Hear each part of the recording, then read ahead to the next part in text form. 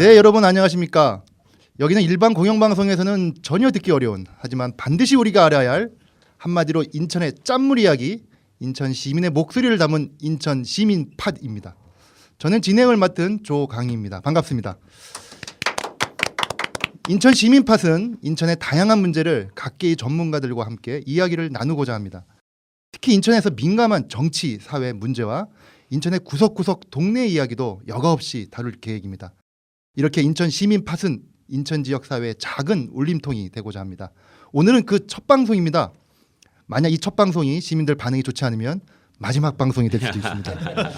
하지만 가능한 그런 일이 없기를 진심으로 바라겠습니다. 그러니까 끝내 인내심을 갖고 좀 끝까지 청취해 주셨으면 감사하겠습니다. 네, 소두가 좀 길었네요. 오늘 인천 시민 팟 주제는 4.13 총선, 인천 총선 그 진실을 알려주마. 그 첫 번째입니다. 한마디로 말해서 낱낱이 인천 총선의 현황을 까발려주겠다는 그런 취지입니다. 그간 인천 시민의 투표율을 보면 전국에서 항상 당당하게 꼴찌를 맴돌고 있습니다. 정말 부끄럽고 안타까울 수밖에 없는데요. 이번 선거에는 반드시 그런 일이 좀 되지 않도록 한번 같이 고민해봐야 된다고 생각합니다. 따라서 그러기 위해서라도 이번에 투표에 도대체 어떤 후보들이 나오는지, 그리고 그 후보가 어떤 과정을 통해서 정당에서 공천을 받았는지, 그리고 또 어떤 후보가 유력한 건지 좀 한번 궁금하지 않을 수 없습니다. 오늘 이 팟캐스트를 위해서는 몇 가지는 나누어서 이야기를 나누도록 하겠습니다. 첫 번째는 전체적으로 인천 총선 후보 현황을 한번 좀 보도록 하고요. 그리고 각 지역별로도 한번 살펴보도록 하겠습니다. 또한 시민단체가 낙선 후보로 지적한 또 후보들이 있는데요. 그 내용도 좀 살펴보도록 하고, 또 하나는 야권연대가 지금 일부 지금 이루어져 있었습니다. 그래서 야권연대에 대한 현재 결과와 앞으로 진행 과정까지, 그리고 마지막으로는 지역구 판세를 한번 보도록 하겠습니다. 특별히 이런 이야기를 나누기 위해서는 여러 전문가들이 많긴 하지만 속사정을 알 수 있는 분들을 모셔야 되기 때문에 특별히 세 분을 모셨습니다. 먼저 전 인천광역시 시의원을 역임하셨던 강병수 전 의원입니다.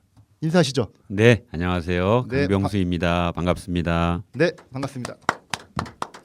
그리고 현재 또 인천광역시 현 시의원이신 이한구 의원을 모셨습니다. 반갑습니다. 이한구 의원입니다. 네, 네, 반갑습니다. 반갑습니다. 마지막으로 인천시민사회 인천시민의힘 이성수 팀장님을 모셨습니다. 예, 이성수입니다. 반갑습니다. 네, 이렇게 지금 세 분을 모시고 보니까요, 알게 모르게 세 분이 공통점이 있습니다. 같습니다.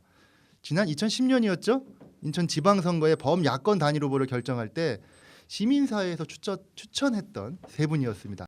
당시 강병수 의원은 국민참여당이죠? 네, 국민참여당. 예, 국민참여당 후보로 해서 시의원에 당선되셨고, 그리고 이한구 의원은 민주당이던가요? 예, 무소속 후보로 확정된 후에 예. 등록하기 3일 전에 이제 입당을 하고 네. 민주당 적으로 출마했습니다. 민주통합당이던가요? 예, 민주통합당이죠. 예, 당 이름이 워낙 자주 바뀌어가지고요. 아, 예, 저도 좀 굉장히 헷갈렸습니다. 그리고 이성수 팀장님은 출마를 준비하셨다가 연휴로 좀 접으신 거죠? 예, 제가 그 무소속으로 시민 후보로 나갔다가 야권 단일 후보 때문에 제가 사퇴를 하게 됐습니다. 상대였던 우리 김상용 후보가 그래도 당선되는 그래도 좋은 사례가 아니었나 생각합니다. 네, 하여튼 뭐 개인적으로는 굉장히 중요한 또 결단을 그 당시에 또 해주셨던 것으로 기억하고 있습니다.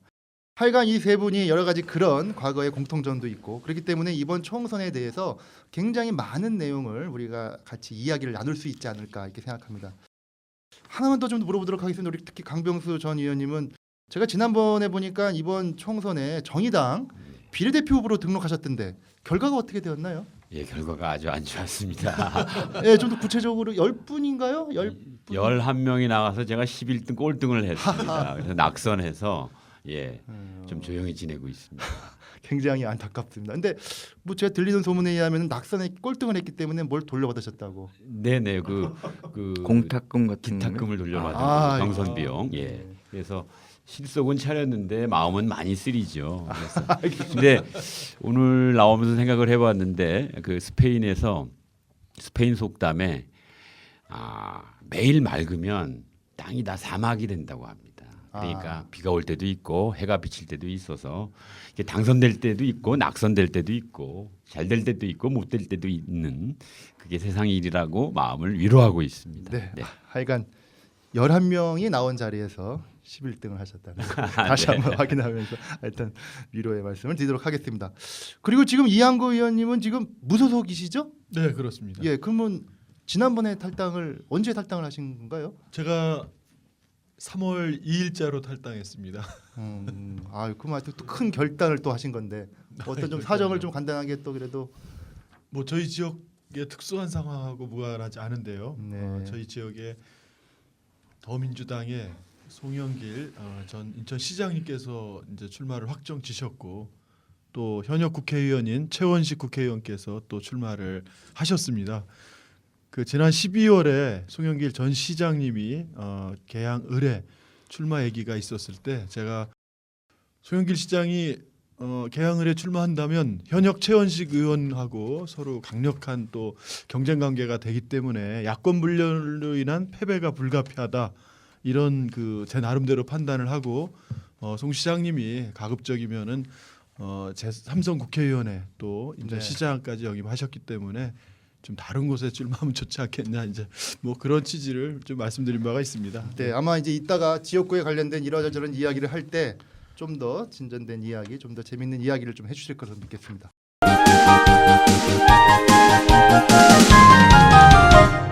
자, 그러면 이제 본격적으로 이야기를 좀 나눠보도록 하겠습니다. 먼저 첫 번째 섹션 1에 대해서 얘기하도록 하겠습니다. 네, 섹션 1은 총선 후보 등록 현황에 대해서 먼저 좀 간단하게 한번 이야기를 나눠보는 건데요. 지금까지 나와 있는 자료를 보니까 지금 인천이 지금 이번에 지역구가 하나가 늘어서 13개 선거구가 되어 있습니다. 그래서 지금 총 후보자가 45명으로 되어 있더라고요. 경쟁률을 보니까 3.46대 1. 결과적으로 따지면 한 선거구에 3명 내지 4명의 후보가 지금 등록이 된 건데요. 19대 총선 때랑 비교해 보니까 그때보다도 굉장히 높아진 상황입니다. 다시 얘기하면 경쟁률이 굉장히 높아진 거죠. 정당 분류 보니까요. 새누리당은 13개 지역구에 모두 후보를 냈고요.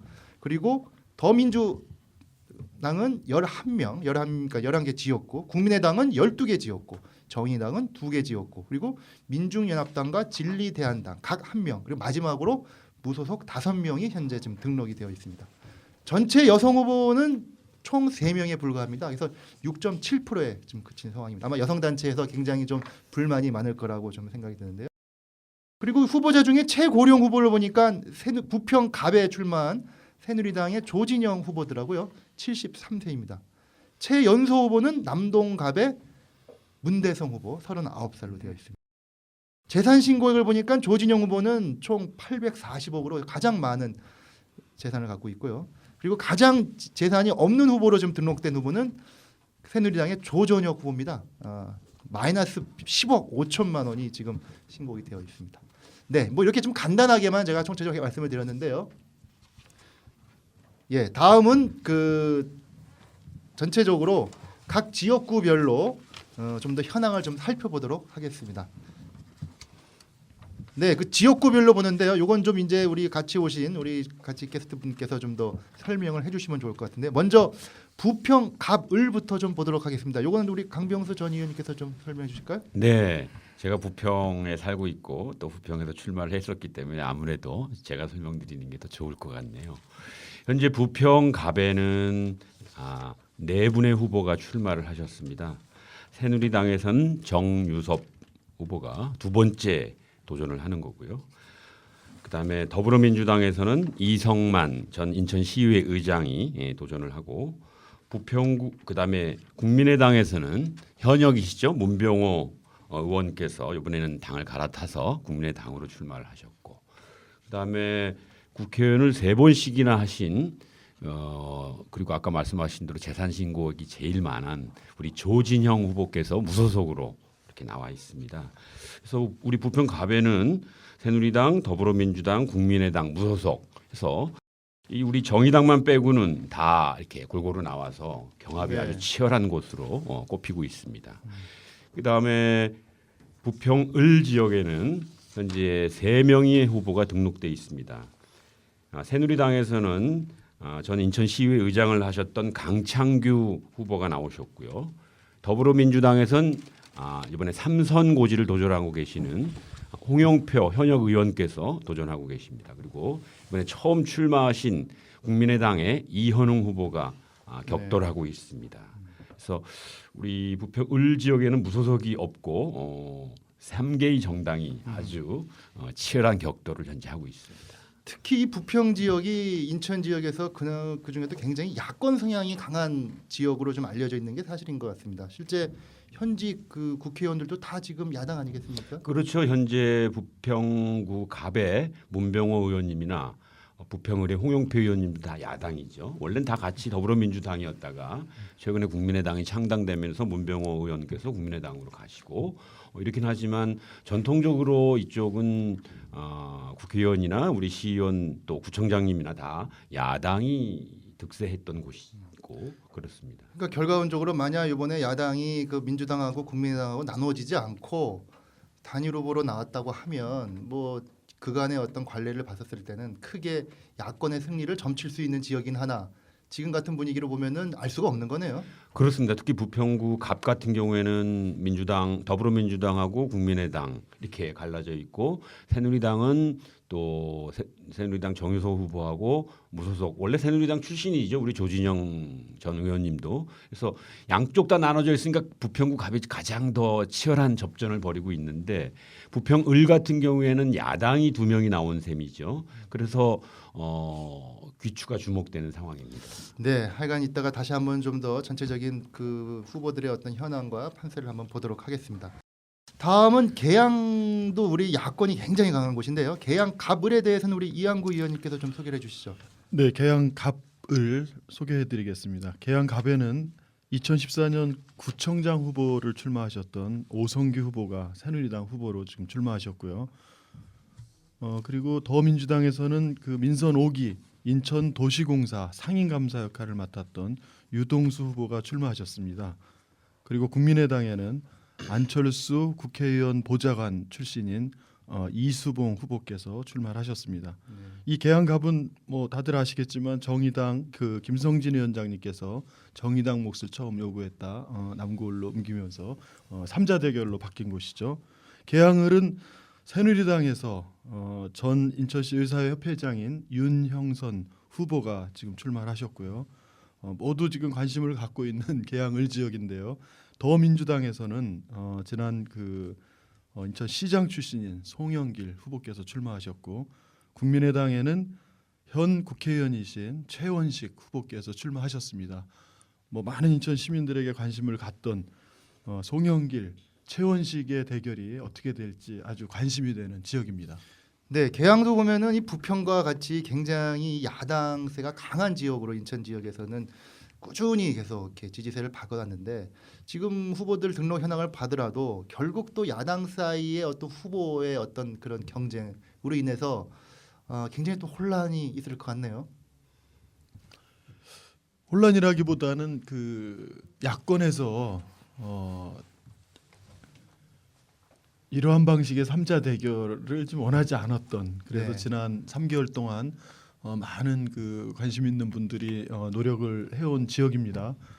결과적으로는 뭐 이렇게 보듯이 3자 대결이 불가피한 상황이 됐기 때문에 이제는 뭐 정책이라든가 자질 또 그동안의 여러 활동들을 어떻게 해왔는가를 갖고 유권자로부터 정정당당하게 심판받는 길이 남아 있다고 봅니다.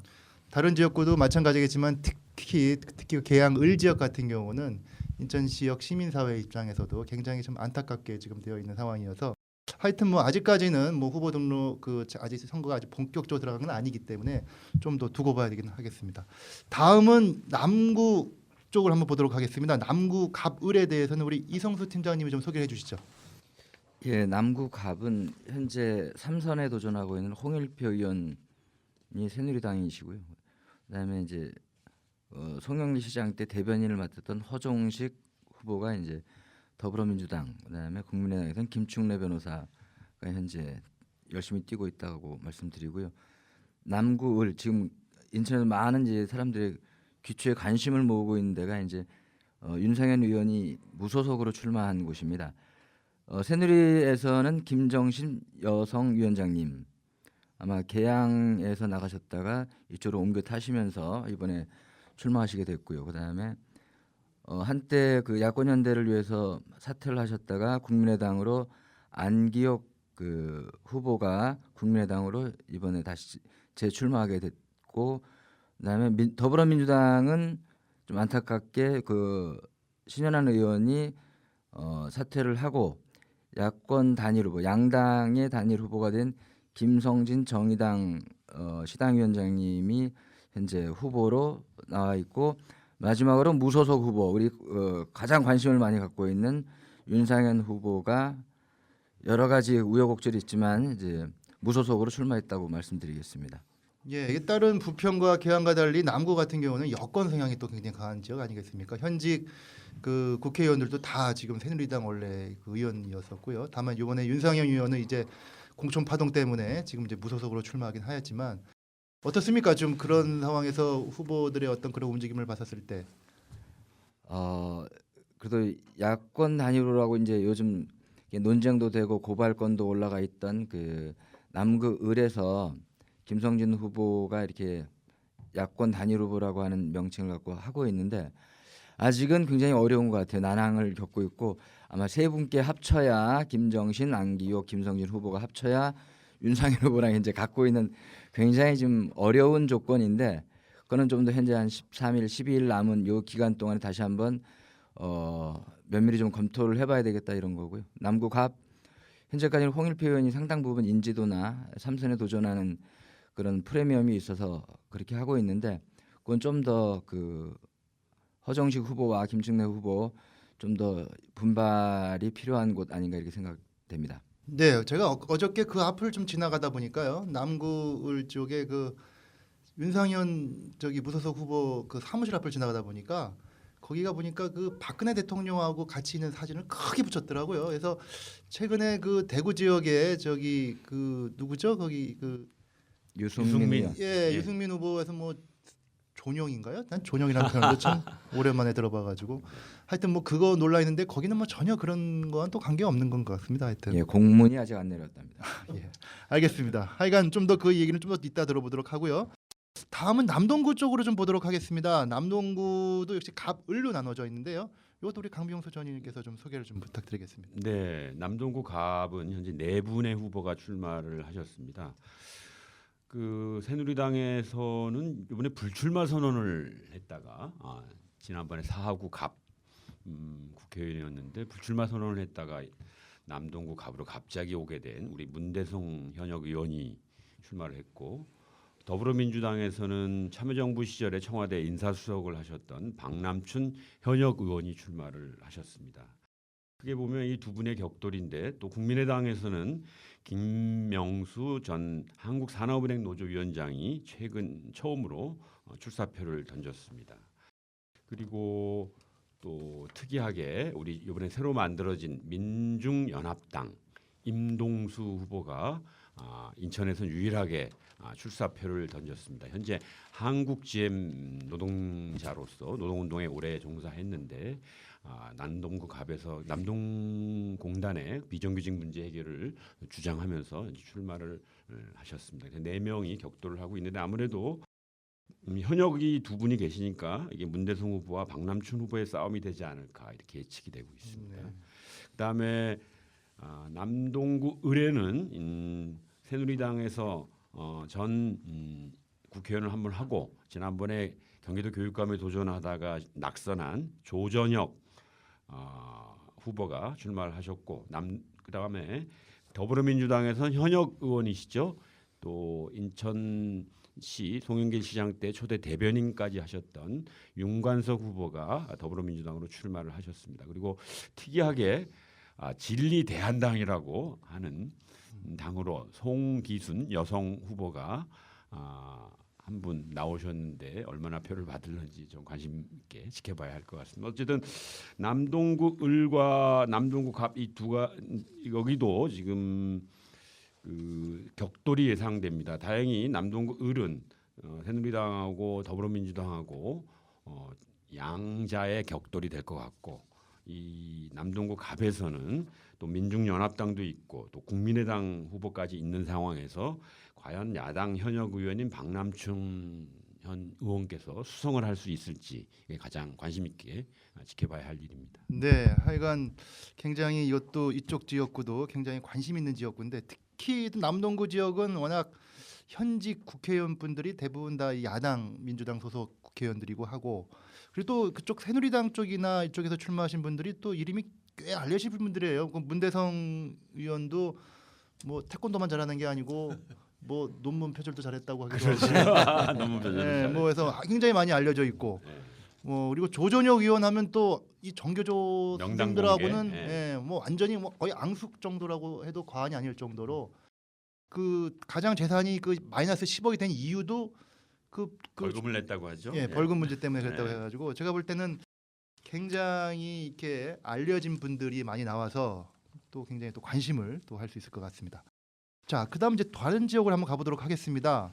서구 지역을 가보도록 하겠습니다. 서구 지역은 또 역시 갑을로 나눠져 있는데요. 이것도 이성수 팀장님께서 좀 소개 좀 부탁드리겠습니다. 예, 서구갑부터 먼저 말씀드리면 현재 현역 의원으로 있는 이학재 의원이 새누리로 열심히 뛰고 있고요. 거기에 더불어민주당 김교웅 후보가 아마 그 정무부 시장 송영길 시장 때 정무부 시장을 지냈던 그리고 17대인가 18대 때 국회의원을 한번 했었죠. 더불어민주당으로 뛰고 있고 이번에 굉장히 유길정 후보라고 국민의당으로 한 일주일 전인가 등록한 후보 있습니다. 그다음에 아마 거의 못 들어봤을 텐데 무소속 후보가 한 분 계십니다. 안생준 후보라고 그 전 서구 의원이었던 분입니다. 서구을 네 분이신데 아마 황의여 후보와 신동훈 후보 많이 들어보셨을 거라고 봅니다. 근데 허영 후보와 홍순목 후보 이렇게 했는데 아마 오늘 날짜인가요? 홍순목 의원이 그 후보가 사퇴를 함으로써 이제 3명으로 이렇게 좁혀졌다는 말씀드리겠습니다. 네, 서구 지역도 한번 지금 살펴봤는데요. 서구 같은 경우는 이제 강화 쪽하고 같이 있다가 지금 이제 쪼개져 가지고 이제 완전히 이제 검단 쪽으로 묶여서 이제 서구 갑을로 나누어져 있는 상황입니다. 뭐 거기 그 이학재 의원하고 김교웅 의원은 벌써 몇 번째 3번째 붙는 건가요?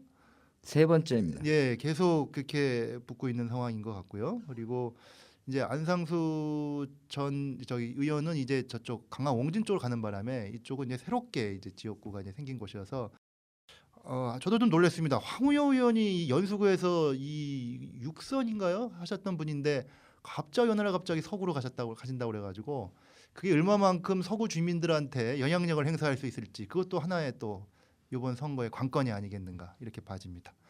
예, 그럼 이제 마지막으로 이제 중동 옹진 강화입니다. 참 인천의 전체 크기로만 따지면 중동 옹진 강화가 인천 전체 크기 한 반 정도 이상은 될 것 같은데요. 이 엄청난 규모의 큰 지역구인데 요거 후보 등록 현황을 좀 우리 이한구 의원님 좀 소개를 부탁드리겠습니다. 중동홍진 강화는 새누리당에서는 잘 아시고 계신 전 인천 항만물리협회장인 배준영 후보가 지금 등록하셨고요. 국민의당에서는 김해창 한국지방정부연구원장께서 등록하셨습니다. 지방자치 전문가로서 지금 그 각종 여론조사에서 많은 선전으로 이렇게 주목을 받고 있죠. 정의당 후보로 이제 조택상 현대해철 그 전 노조위원장이고 전 동구청장 출신이 더민주당과 더불어민주당하고 이제 야권 단일 후보로 출마하게 돼서 지금 관심 사항입니다.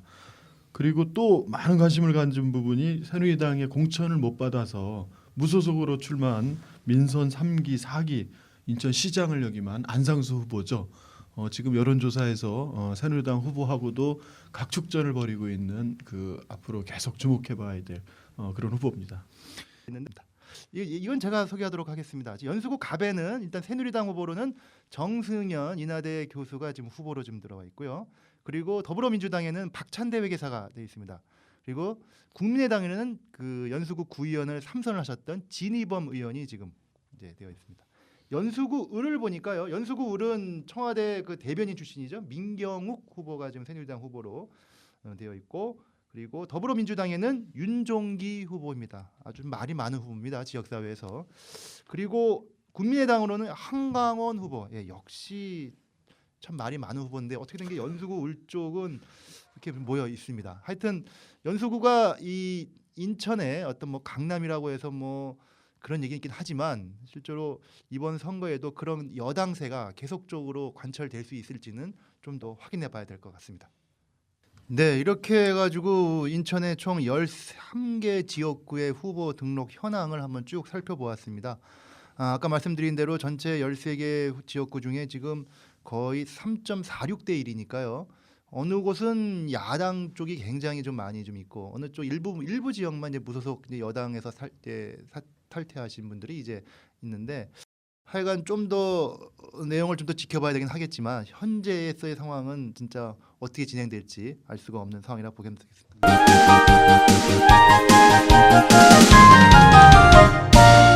자, 그러면 이제는 시민단체에서 여러 이제 그 매번 선거 때마다 이 후보는 되지 않는다, 절대 되지 않는다라는 측면에서 낙선 후보를 선정하고 했었습니다.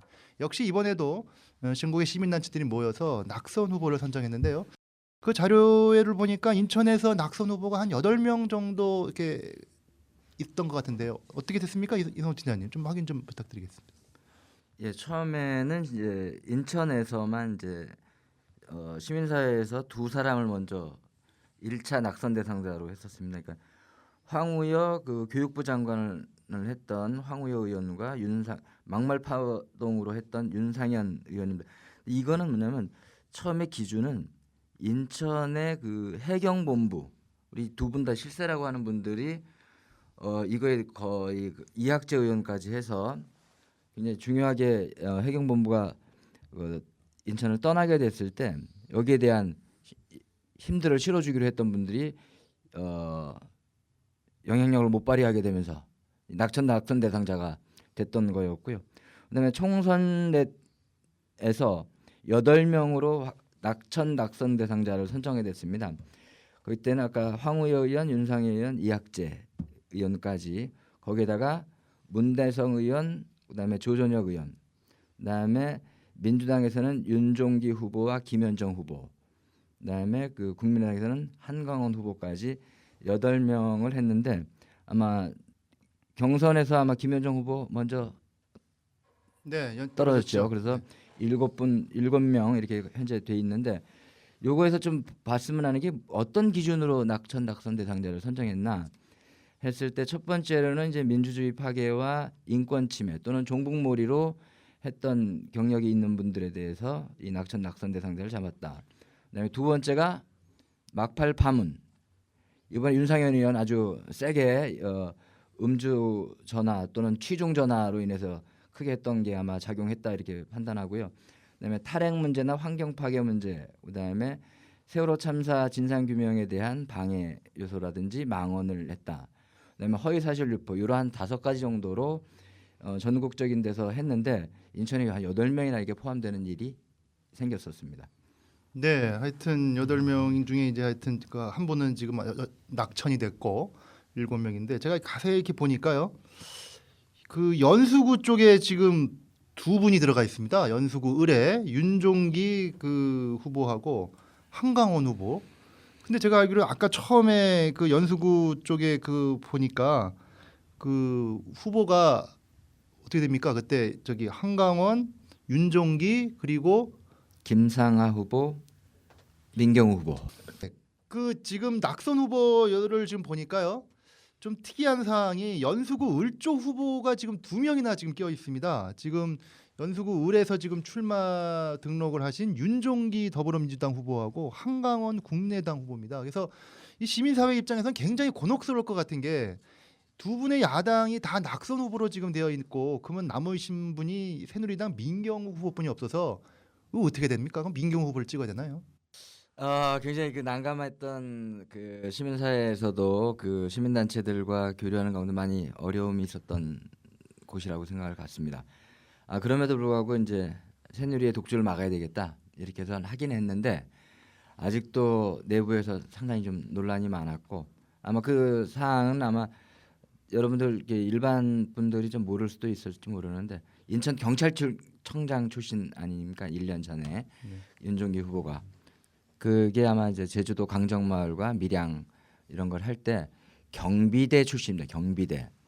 그래서 윤종기 후보가 그 환경 문제라든지 아니면 제주도에서 강정마을 이런 걸 할 때 그 시위대를 좀 굉장히 포괄적으로 막았던 문제 이런 것 때문에 하고 있는데 그 아직도 그 낙선 대상자고 아마 그 이후에 시민 사회 단체에서 거기에 대해서는 아마 상응한 대응들을 하지 않겠나 보고, 한강원 의원 아마 그동안 이제 소문들 들었겠지만 거기에도 아마 그 윤종기 후보랑 같이 낙천 대상자로 아마 시민 사회에서 할 수 있는 노력들은 하게 될 것 같다 이렇게 생각을 하고 있습니다. 윤종기 후보는 논문 표절 의혹도 있죠. 네, 저도 이렇게 들었습니다. 예. 낙천 대상자를 상대로 그 낙천 대상자다라고 선정한 시민 사회가 이 야권 연대 후보로 인정을 해서 결국은 그 야권 연대 후보가 되는 이 부분에 참여했다라는 거에 대해서 그 좀 앞뒤가 안 맞는다고 생각합니다. 네. 이런 부분들이 과연 그 다음 주제 사실은 좀 있긴 한데요. 네네네. 이번 야권 연대가 갖고 있는 그 아주 맹점 또 한계 이거를 지금 여실히 좀 드러낸 대표적 사례라고 생각합니다. 네, 하여튼 뭐 따끔한 하여튼 지적이신데요. 네, 그 연수구 의뢰는 우리 정의당의 김상아 변호사가 윤종기 후보랑 경선을 치렀죠. 그런데 이제 경선 방식이 당명을 넣고 그다음에 집전화 중심으로 전화를 해서 아깝게 석패를 했습니다. 우리 김성하 변호사는 지역에서 인권 변호사이고 꾸준히 지역의 시민운동과 노동운동에 관여하면서 약자들의 편을 들었는데 그 아무래도 당 지지율이 이 정의당과 더불어민주당 후보 중에 누가 좋으냐라고 물어봤을 경우에 아무래도 약점이고 또 휴대전화를 하지 않았을 경우에 정확한 민심의 반영인지에 대해서 저 개인적으로는 굉장히 아쉽게 생각을 합니다만, 그래서 지금 이렇게 결과적으로 그러나 경선을 했으니 승복을 안 할 수는 없고, 그래서 이 윤종기 후보가 지금 도대체 어떻게 어디까지 가야 될지가 우리 시민사회의 곤혹스러운 문제이기도 한데 좀 더 지혜가 필요하지 않나 생각합니다. 근데 또 한편에 있는 한광원 후보도 또한 낙선 대상이라고 하니 참 각 당들에서 후보를 공천할 때 우리 시민의 눈높이에서 정확하게 보고 하지 못한 것이 결국 이런 참담한 결과까지 오지 않을까. 실제로 지금 보면 이따 판세에서 나오겠습니다만 민경호 후보가 압도적으로 지금 우위를 차지하고 있는 것 같아요. 실제로는 인천 출신이긴 하지만 민경호 후보는 뭐 지역에서 거의 기여한 바도 없고 살아온 것도 아님에도 불구하고 우리 그 민주당과 국민의당에서 공천을 잘못하는 바람에 어부지리로 그냥 가져가게 되는 그 민경호 후보도 낙천 대상자인가요? 아닙니까? 아직까지 시민사회단체에서 뭐 이렇게 아니죠. 되어 있는 건 안 돼. 아니죠. 그러나 고소가 우리 돼 또 있는 건 박근혜 아닙니다. 대통령의 그 대변인으로서 아주 충실한 그 역할을 하셨던 분인데 이런 여러 가지 상황에서 그냥 쉽게 황우여 의원께서 오랫동안 5선까지 하고 이제 자리를 비워서 우리 야권에 한번 도전해 볼 만한 지역인데 이렇게 된 거에 대해서 정말 가슴 아프게 생각합니다. 네. 하여튼 뭐 새누리당 후보라고 해서 또 무조건 다 낙선 대상은 아니지 않습니까? 아 그렇죠. 예, 예. 하여간 이번 그 시민사회에서 낙선 후보를 보면서 지금처럼 이런 또 야권 연대가 이루어지는 어떤 하나의 또 이런 맹점이 또 하나 드러난 것이 또 있었는데요. 그러면서 좀 그런 얘기를 좀 묻고 싶습니다. 이 진짜 정당에서 공천을 잘해야 되는데, 그렇죠? 언급하신 대로 시민의 눈높이에 맞춰서 공천을 잘해야 되는데 이번 20대 총선처럼 공천 전쟁이 심하게 벌어진 때도 없지 않았는가. 특히 뭐 야당 더불어민주당이나 국민의당이나 뭐 어디에나 마찬가지 하겠지만 특별히 이 새누리당의 공천 전쟁은 시민의 눈높이는 뭐 전혀 고려 대상이 아닌 것 같고요. 박근혜 대통령과 가깝냐 가깝지 않냐의 기준으로 공천을 하다 보니까 그렇게 공천이 된 사람이 그러면은 당선된 다음에 누구를 따르겠습니까? 그런 측면을 본다 하더라도 굉장히 안타까운 일인데, 하여튼 이번에 이 시민사회에서의 낙선 대상도 보면서도 어떻게 이 각 정당에서 그런 후보를 공천을 해가지고 이런 문제가 발생했을까? 어떻게 좀 아시는가요? 어떻게 뭐 지금 뭐 정의당이나 더불어민주당이나 그 국민의당에서 공천 방식이 뭐 어떤 과정이 좀 아시는 분이 계신가요? 잘 모르시는 분.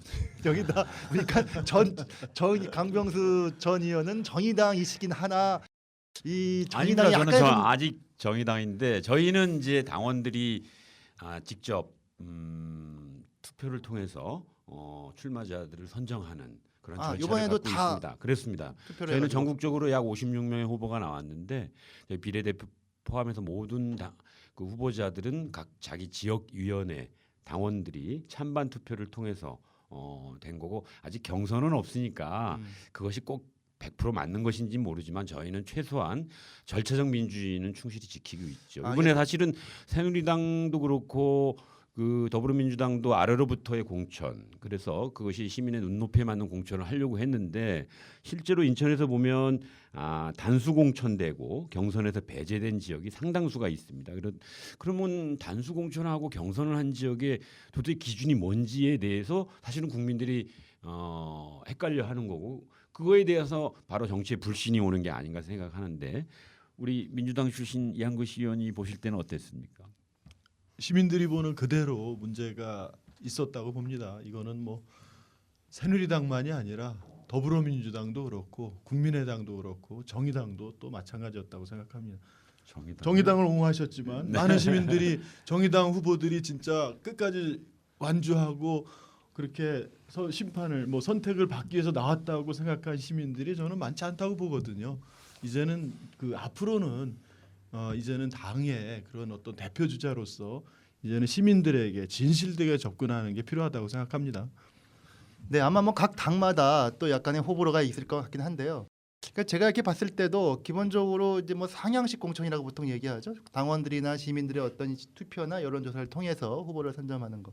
근데 이제 그런 부분이 보통 현직 내지는 열심히 과거에 해왔던 사람들한테 굉장히 긍정적인 역할을 이렇게 하다 보니 아마 그러다 보니까 뭐 전략 공천이라든가 이런 여러 가지 방식도 또 이제 또 같이 한 것 같은데 하여간 어찌 되었거나 이번에 인천 지역의 후보 각 정당에서 후보자의 공천 과정을 본다 하더라도 국민의당 같은 경우는 어찌 보면은 그 후보가 많지 않았기 때문에 어떻게 보면 이렇게 쉽게 그 본인의 의사를 이렇게 수렴을 해서 했던 강이 있다고 하지만 뭐 새누리당이나 뭐 더불어민주당 같은 경우도 굉장히 여러 가지 어려움이 있을 것 같은데 한번 이런 내용은 한 번쯤 다시 한번 우리가 시민의 눈높이에 맞춰서 공천을 하겠다는 차원에서 좀 더 봐야 되지 않을까 이렇게 생각합니다. 근데 하여간 인천에 지금 낙선 후보로 되어 있는 사람 아까 지금 다 소개시켜 줬는데요. 뭐 낙선 후보가 될 수 있을 수밖에 없는 여러 가지 이유가 있었습니다. 뭐 윤상현 의원은 뭐 단순히 막말로만 이렇게 될 문제는 아닌 것 같고요. 인천의 어떤 여러 가지 어떤 이해관계에 대해서 굉장히 적극적으로 대응하지 못했던 측면이 계속적으로 작용된 것 같고 황호여 의원 같은 경우도 국정화 교과서를 결과론적으로는 주도했던 주무장관이었기 때문에 지금도 매주 지금 부평역하고 동암역에서 지금 관련해서 좀 서명운동을 지금 벌이고 있는 상황입니다. 이거 위안부 문제도 마찬가지고요. 그런 측면을 봤을 때는 진짜 굉장히 문제가 될 수밖에 없는 그랬고 문대성 의원도 따지면은 인천이 고향이라긴 하나 뭐 여러 가지 그 뭐 논문 표절뿐만이 아니고 불출마 선언하고 다시 또 오고 참 그런 문제가 있었습니다. 그리고 이학재 의원도 서구청장 시절에 SK 석유화학이죠. 거기에 어떤 증설 인허가 문제에 또 참여했던 이런 문제가 또 있었던 거고요. 뭐 아까 조전혁 의원은 아까 뭐 이게 뭐 다 말씀드렸고 또 윤종기 그 아까 계속 언급드렸지만 후보 같은 경우는 단순히 이제 그 당시에 강정마을에 경찰 어떤 진압 책임자라는 측면을 저는 이렇게 볼 수도 있다고 생각합니다. 뭐 그 당시에 자신의 직업의 직분에 충실했는지는 모르겠으나 시민을 대변해야 될 국회의원 후보로서는 과연 적절한 건가에 대해서는 시민사회에서 봤을 때는 적절치 않다라는 측면에서 바라본 것이지 그분의 어떤 직업에 대한 어떤 혐오를 한다거나 이런 건 전혀 아니라고 좀 봐지는데 뭐 어떻게 이번에 8명의 낙선 후보 이렇게 좀 보시면서 뭐 어떻게 좀 추가로 좀 더 얘기하실 수 있을까요? 그렇죠. 그러니까 자기 직분에 충실했던 것과 그것이 결과적으로 공당의 공천을 받아서 시민의 대표가 돼서 국민의 이익을 대표해야 되는 국회의원직에 출마한다라고 하는 문제는 좀 다른 문제일 수 있습니다. 적어도 민주정당을 주장하는 더불어민주당 같은 곳에서 민주, 평화, 자유라고 하는 기본적 국민의 가치와 다르게 살아온 사람을 우리 당의 그 후보로서 공천한다라고 하는 것은 그 정당이 지향하는 바와 그 공천이라고 하는 인물의 그 발탁 과정에 있어서 서로 모순된 문제가 발생하는 것이죠. 그런 면에서 우리 정치권 전체가 함께 돌아봐야 될 문제이고요. 저는 한 가지 또 이 지금 8명엔 들어가 있지 않지만 제가 3월 중순에 한번 그 논평을 내서 프레시안에 보도가 된 적이 있는데 지금 중동 강화 옹진 지역에 새누리당 후보가 된 배준영 후보의 경우에 말입니다.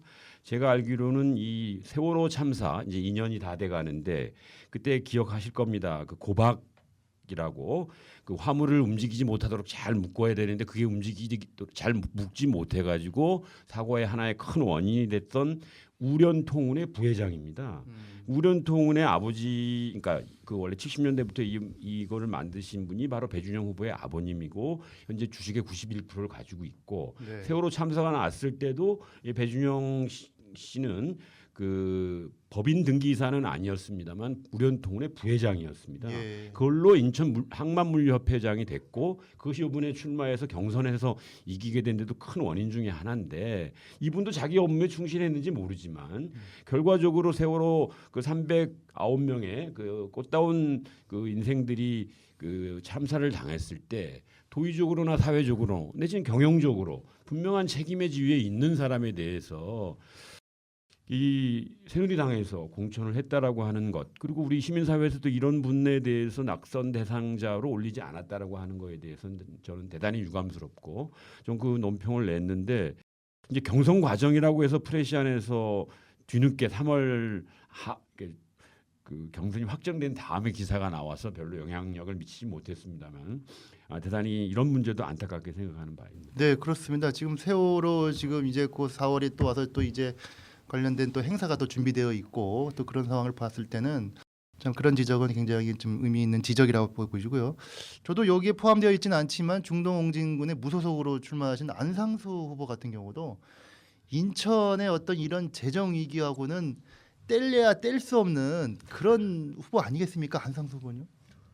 예, 맞습니다. 지금 우리 진행자께서 말씀하신 대로 이 낙천 대상을 선정하는 데 있어서 앞으로 그 시민사회 입장에서는 좀 더 지금 기준들을 강화할 필요가 있다고 생각을 합니다. 개인의 어떤 명백한 위법 불법 이런 부분도 중요하지만 시민사회는 최소한 특히 선출직 출신들은 그 선출직 동안 그 역할을 하면서 우리 인천 시민을 위한 여러 가지 행정행위 또는 정치행위를 통해서 시민에게 피해를 줬다든가 아니면 그 당사자 또는 그 핵심적으로 함께 행정이나 정치를 이끌어갔던 주변 측근들 이런 부분들이 끊임없이 비리나 구설수에 올랐다라고 한다면은 앞으로 이런 부분들 당연히 낙선 대상이 되죠. 그렇습니다. 정치를 혼자 하는 게 아니잖아요. 근데 과연 그러한 부분들에 대한 기준 이런 걸 갖고 이렇게 선정했는가에 대해서 앞으로는 좀 이번 기회로 많은 고민이 필요하다고 생각합니다. 네, 하여튼 그 뭐 시민사회에서 지금 이번에 그까지 나왔던 낙선 후보에 대해서 일단 좀 언급을 좀 봤는데요.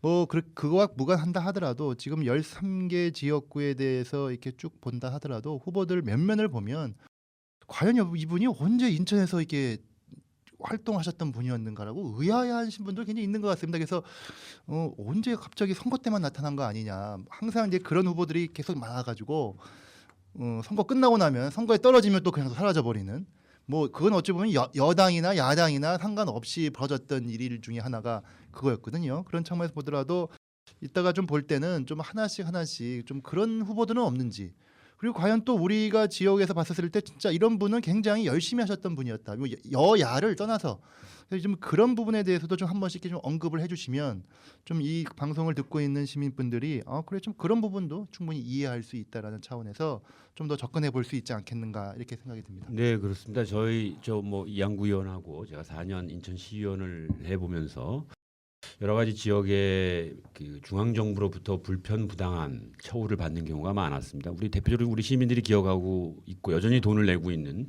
경인고속도로 통행료 문제라든가 이번에 해운 항만청 이전 문제라든가 또 수도권 매립지에서 서울, 경기, 인천의 그 쓰레기를 우리 인천으로 다 내면서도 인천이 적당한 대우를 받고 있지 못한다든가 아주 한 10가지 대표적인 이런 문제가 있는데 이것이 이제 우리 시의원의 힘으로 해결할 것이 아니라 국회의원들이 중앙정부에서 법과 제도를 가지고 견제하고 우리 300만 인천 시민들의 삶을 더 지켜주고 또 융성하게 해줘야 되는 그런 책무가 있는데 5번 국회의원이 한 분이나 뭐 똑같은 행위를 할 바에는 차이가 자꾸 찍어줄 이유가 없는 거 아닙니까? 그리고 뭐 부산에 갔다가 갑자기 인천에 온다든가 뭐 50년 동안 인천 아니 초중고등학교만 나왔지 그 결혼해서 살면서 한 번도 오지 않았던 사람이 이제 와가지고 나 인천 출신이네 하고 와가지고 인천의 시민을 대표하는 국회의원이 되겠다고 하는 것은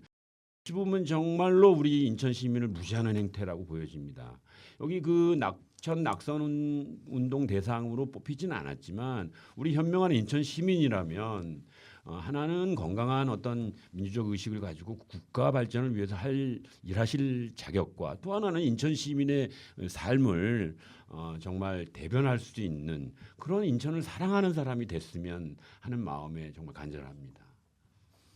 네, 하여간 참 여러 그 후보들을 몇 면을 보면 지금 지적하신 대로 어떤 그런 것과 더불어서 또 하나는 또 이게 지역구가 이렇게 좀 바뀌면서 분명히 뭐 이 국회의원이라는 것은 단순히 무슨 치의원이나 구의원을 뽑는 건 아니기 때문에 국가의 어떤 여러 가지 행정과 국가의 어떤 전략과 전술을 어떻게 해가는 거기 때문에 그러긴 않게 했지만 또 이렇게 보면은 또 지역구가 이렇게 좀 바뀌어가면서 또 이렇게 또 출마하신 분들도 꽤 되시는 것 같습니다. 또 하나 또 보자면은 지금 우리가 좀 후보에 등록한 분들만 쭉 봤는데요. 등록한 분 중에도 이제 소수 정당이 있습니다. 그 남동갑의 임동수 후보 같은 경우가 이제 처음 소수 정당이고요. 그리고 또 노동당도 있고 녹색당도 있지 않습니까? 근데 이제 이번 인천에 보니까 노동당하고 녹색당 후보는 없는 거죠? 네, 아무도 등록을 안 했습니다. 특히 이제 노동당은 저희가 작년에 저희 정의당이랑 그 중에 상당수가 탈당을 하면서 진보 결집을 이루어내는 바람에 아마 노동당에 남아 있는 분들이 아마 총선에 움직일 동력을 좀 많이 상실하지 않았나 이렇게 생각이 들고 녹색당도 뭐 지역에서 열심히 활동을 했지만 아무래도 이번에는 비례대표 중심의 선거 전략을 짠 걸로 제가 봤습니다. 네. 그래서 그분들도 좀 나와서 도전하고 우리 시민의 선택을 받아볼 필요는 있는데 아쉽게 됐죠. 예. 그러면 이번에 시민사회를 대표해서 뭐 이렇게 뭐 무소속으로 나온 사람도 없죠? 어떻습니까, 이성도 팀장님? 예, 준비가 안 됐었죠. 그 시민사회에서는 아마 현재 뭐 야권 단일 문제라든지 시민의 정치 세력화 그리고 그 동안에는 너무 정치의 직접적 개입보다는 뭐 측면 지원이라든지 아니면 감시 운동 이런 것들이 현재 중점이었고 아마 이후에는 보다 그 좀 시민이 그냥 관람자로 아니면 이렇게 방청자로만 있는 것이 아니라 보다 시민의 힘을 새로 하게 되면서 논의를 모았던 건 다음부터는 좀 더 시민의 힘을 좀 대변할 수 있는 준비를 하자. 그리고 시민 후보들을 좀 만들기 위한 노력들을 아마 의견들을 모아나가고 있는 중이라고 생각을 갖습니다. 다음에 그러면 지방 자치단체 선거 때는 좀 인천 시민의 힘이 우리 좀 더 시민 후보도 많이 낼 생각이신가요? 어떻습니까? 그렇죠. 이제 다음 그 총 대선 이후 아마 지방 선거에는 아마 연수삼아 또는 아니면 그 준비되어져 있는 분들을 좀 더 정당과 좀 차별화돼서 준비를 하려고 노력을 하고 있습니다. 네, 하여간 뭐 지금까지 언급해 주셨던 각각의 후보 지역에 대한 후보를 보면 진짜 과연 이 후보들이 인천을 위해서 인천의 어떤 여러 가지 그런 걸 위해서 얼마만큼 적극적으로 할 수 있을 것인가에 대해서 계속적으로 기대를 해야 됨에도 불구하고 여러 가지 여건이라든가 여러 가지 상황을 보니 참 이렇게 또 만만치 않은 부분도 있는 것 같습니다.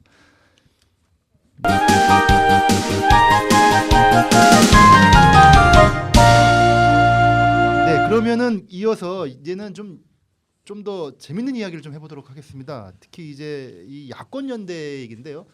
오늘 지금 4월 1일 만우절인데요. 오늘 4월 1일 날 이 신문 언론을 보니까 이제는 알고 보니까 4월 4일까지 이 투표구 인쇄가 들어간다고 합니다. 투표용지. 네, 투표용지 인쇄가 들어가죠. 그러니까 그 전까지는 야권 연대를 할 수 있는 뭐 어떤 정도의 뭐 된다. 뭐 그 이외에도 뭐 가능하면 하긴 하겠지만 그래서 지금 전국적으로 또 특히 수도권 같은 경우는 야권 특히 이 더불어민주당과 국민의당 그리고 정의당의 야권 단일의 어떤 움직임이 계속 있긴 하지만 실제로 뭐 언론에서 계속 나오긴 했지만 이 국민의당 안철수 후보 쪽에서는 그다지 그렇게 썩 미덥지 않은 또 태도도 보였다고 또 나와져 있고 그에 비해서는 인천 같은 경우는 굉장히 과거의 야권 연대에 대한 경험이 있어서 그런지 모르지만 일찍부터 논의를 좀 많이 했던 것 같습니다. 그리고 시민사회 언론분들께서도 이제 좀 야권 연대는 분명히 해서 해야지 이게 나눠서는 되지 않지 않느냐라는 이야기를 계속 좀 하셨고, 그래서 그 움직임에 의해서 논의가 진행돼 가지고 가장 전국적으로 가장 먼저 일정 정도의 어떤 성과가 있던 것 같은데요. 그 내용을 좀 우리 이성수 팀장님께서 좀 그때 참여하시지 않으셨습니까? 논의에도 좀 얘기 좀 해주시죠. 네, 뭐 직접적 참여는 뭐 서로 간에 딱 한 분 정도씩 이렇게 됐던 것 같습니다. 시민사회 이게 그 처음 추진은 이제 정의당과 더불어민주당이 아마 작년도부터 서로 물밑 대화들을 했었는데 이게 이렇게 쉬운 문제는 아니었던 것 같아요. 그리고 국민의당이 이제 올 초에 창당이 되면서 굉장히 그 복잡한 그다음에 이렇게 과정을 겪게 되는데 누구도 살듯 이렇게 제안하기 어려운, 왜냐하면 뭔가 줘야 된다라고 하는 부담들이 있었던 것 같아요. 그래서 시민사회계가 이제 좀 초대를 하는, 그래서 야권 더불어민주당 그다음에 정의당 국민의당 세 군데와 함께 이렇게 논의를 하게 됐다는 말씀드리고요. 그럼 여기에는 굉장히 그 정치적인 공학적인 이런 것들이 많이 되는데 뭐 시민사회에서 어떤 그런 것들을 다 배려할 수 있는 상황은 아니고 야 1대1 또는 뭐 여일 야일 하나를 함으로써 이게 그 민의를 대변할 수 있는 게 아닌가 이런 데서 출발을 했습니다. 근데 그 마지막까지 그 아마 후보 등록할 때까지는 정의당과 민주당으로 되는 더불어민주당과 합의되어지는 정도로 이렇게 보여지게 됐고요. 아까도 말씀드렸던 4월 4일 이게 원래 마지막까지도 손을 놓을 수 없는 입장이었는데 4월 4일까지는 아마 한 번 더 그 전환점이 좀 될 수 있는 요소가 있지 않겠냐 이렇게 판단을 하고 아직도 이제 논의가 진행형이다.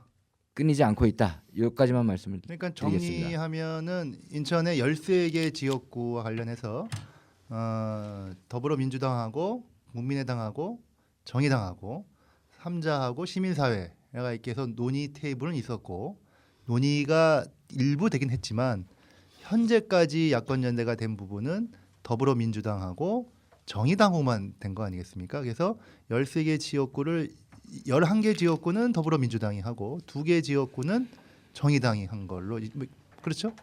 예, 그렇게 지금 된 것 같은데 뭐 앞으로도 뭐 지금 아까 언급드린 대로 시간이 좀 남았기 때문에 더 이제 뭐 진행될 여지가 있긴 하긴 하지만 결과론적으로는 국민의당이 얼마만큼 참여할 수 있느냐 없느냐가 제일 관건 아닐까요? 그거 안 된다고 하면은 이걸 야권 연대의 어떤 이게 뭐 이렇게 좀 성과라고 할까? 원래 목표가 1대 여일 야일로 간다고 했다고 한다면 반쪽의 성과라고 볼 수밖에 없을 텐데요. 어떻게 보시나요? 그렇죠. 지금 반쪽의 야권 단일화라고 보는 것이 정확하죠.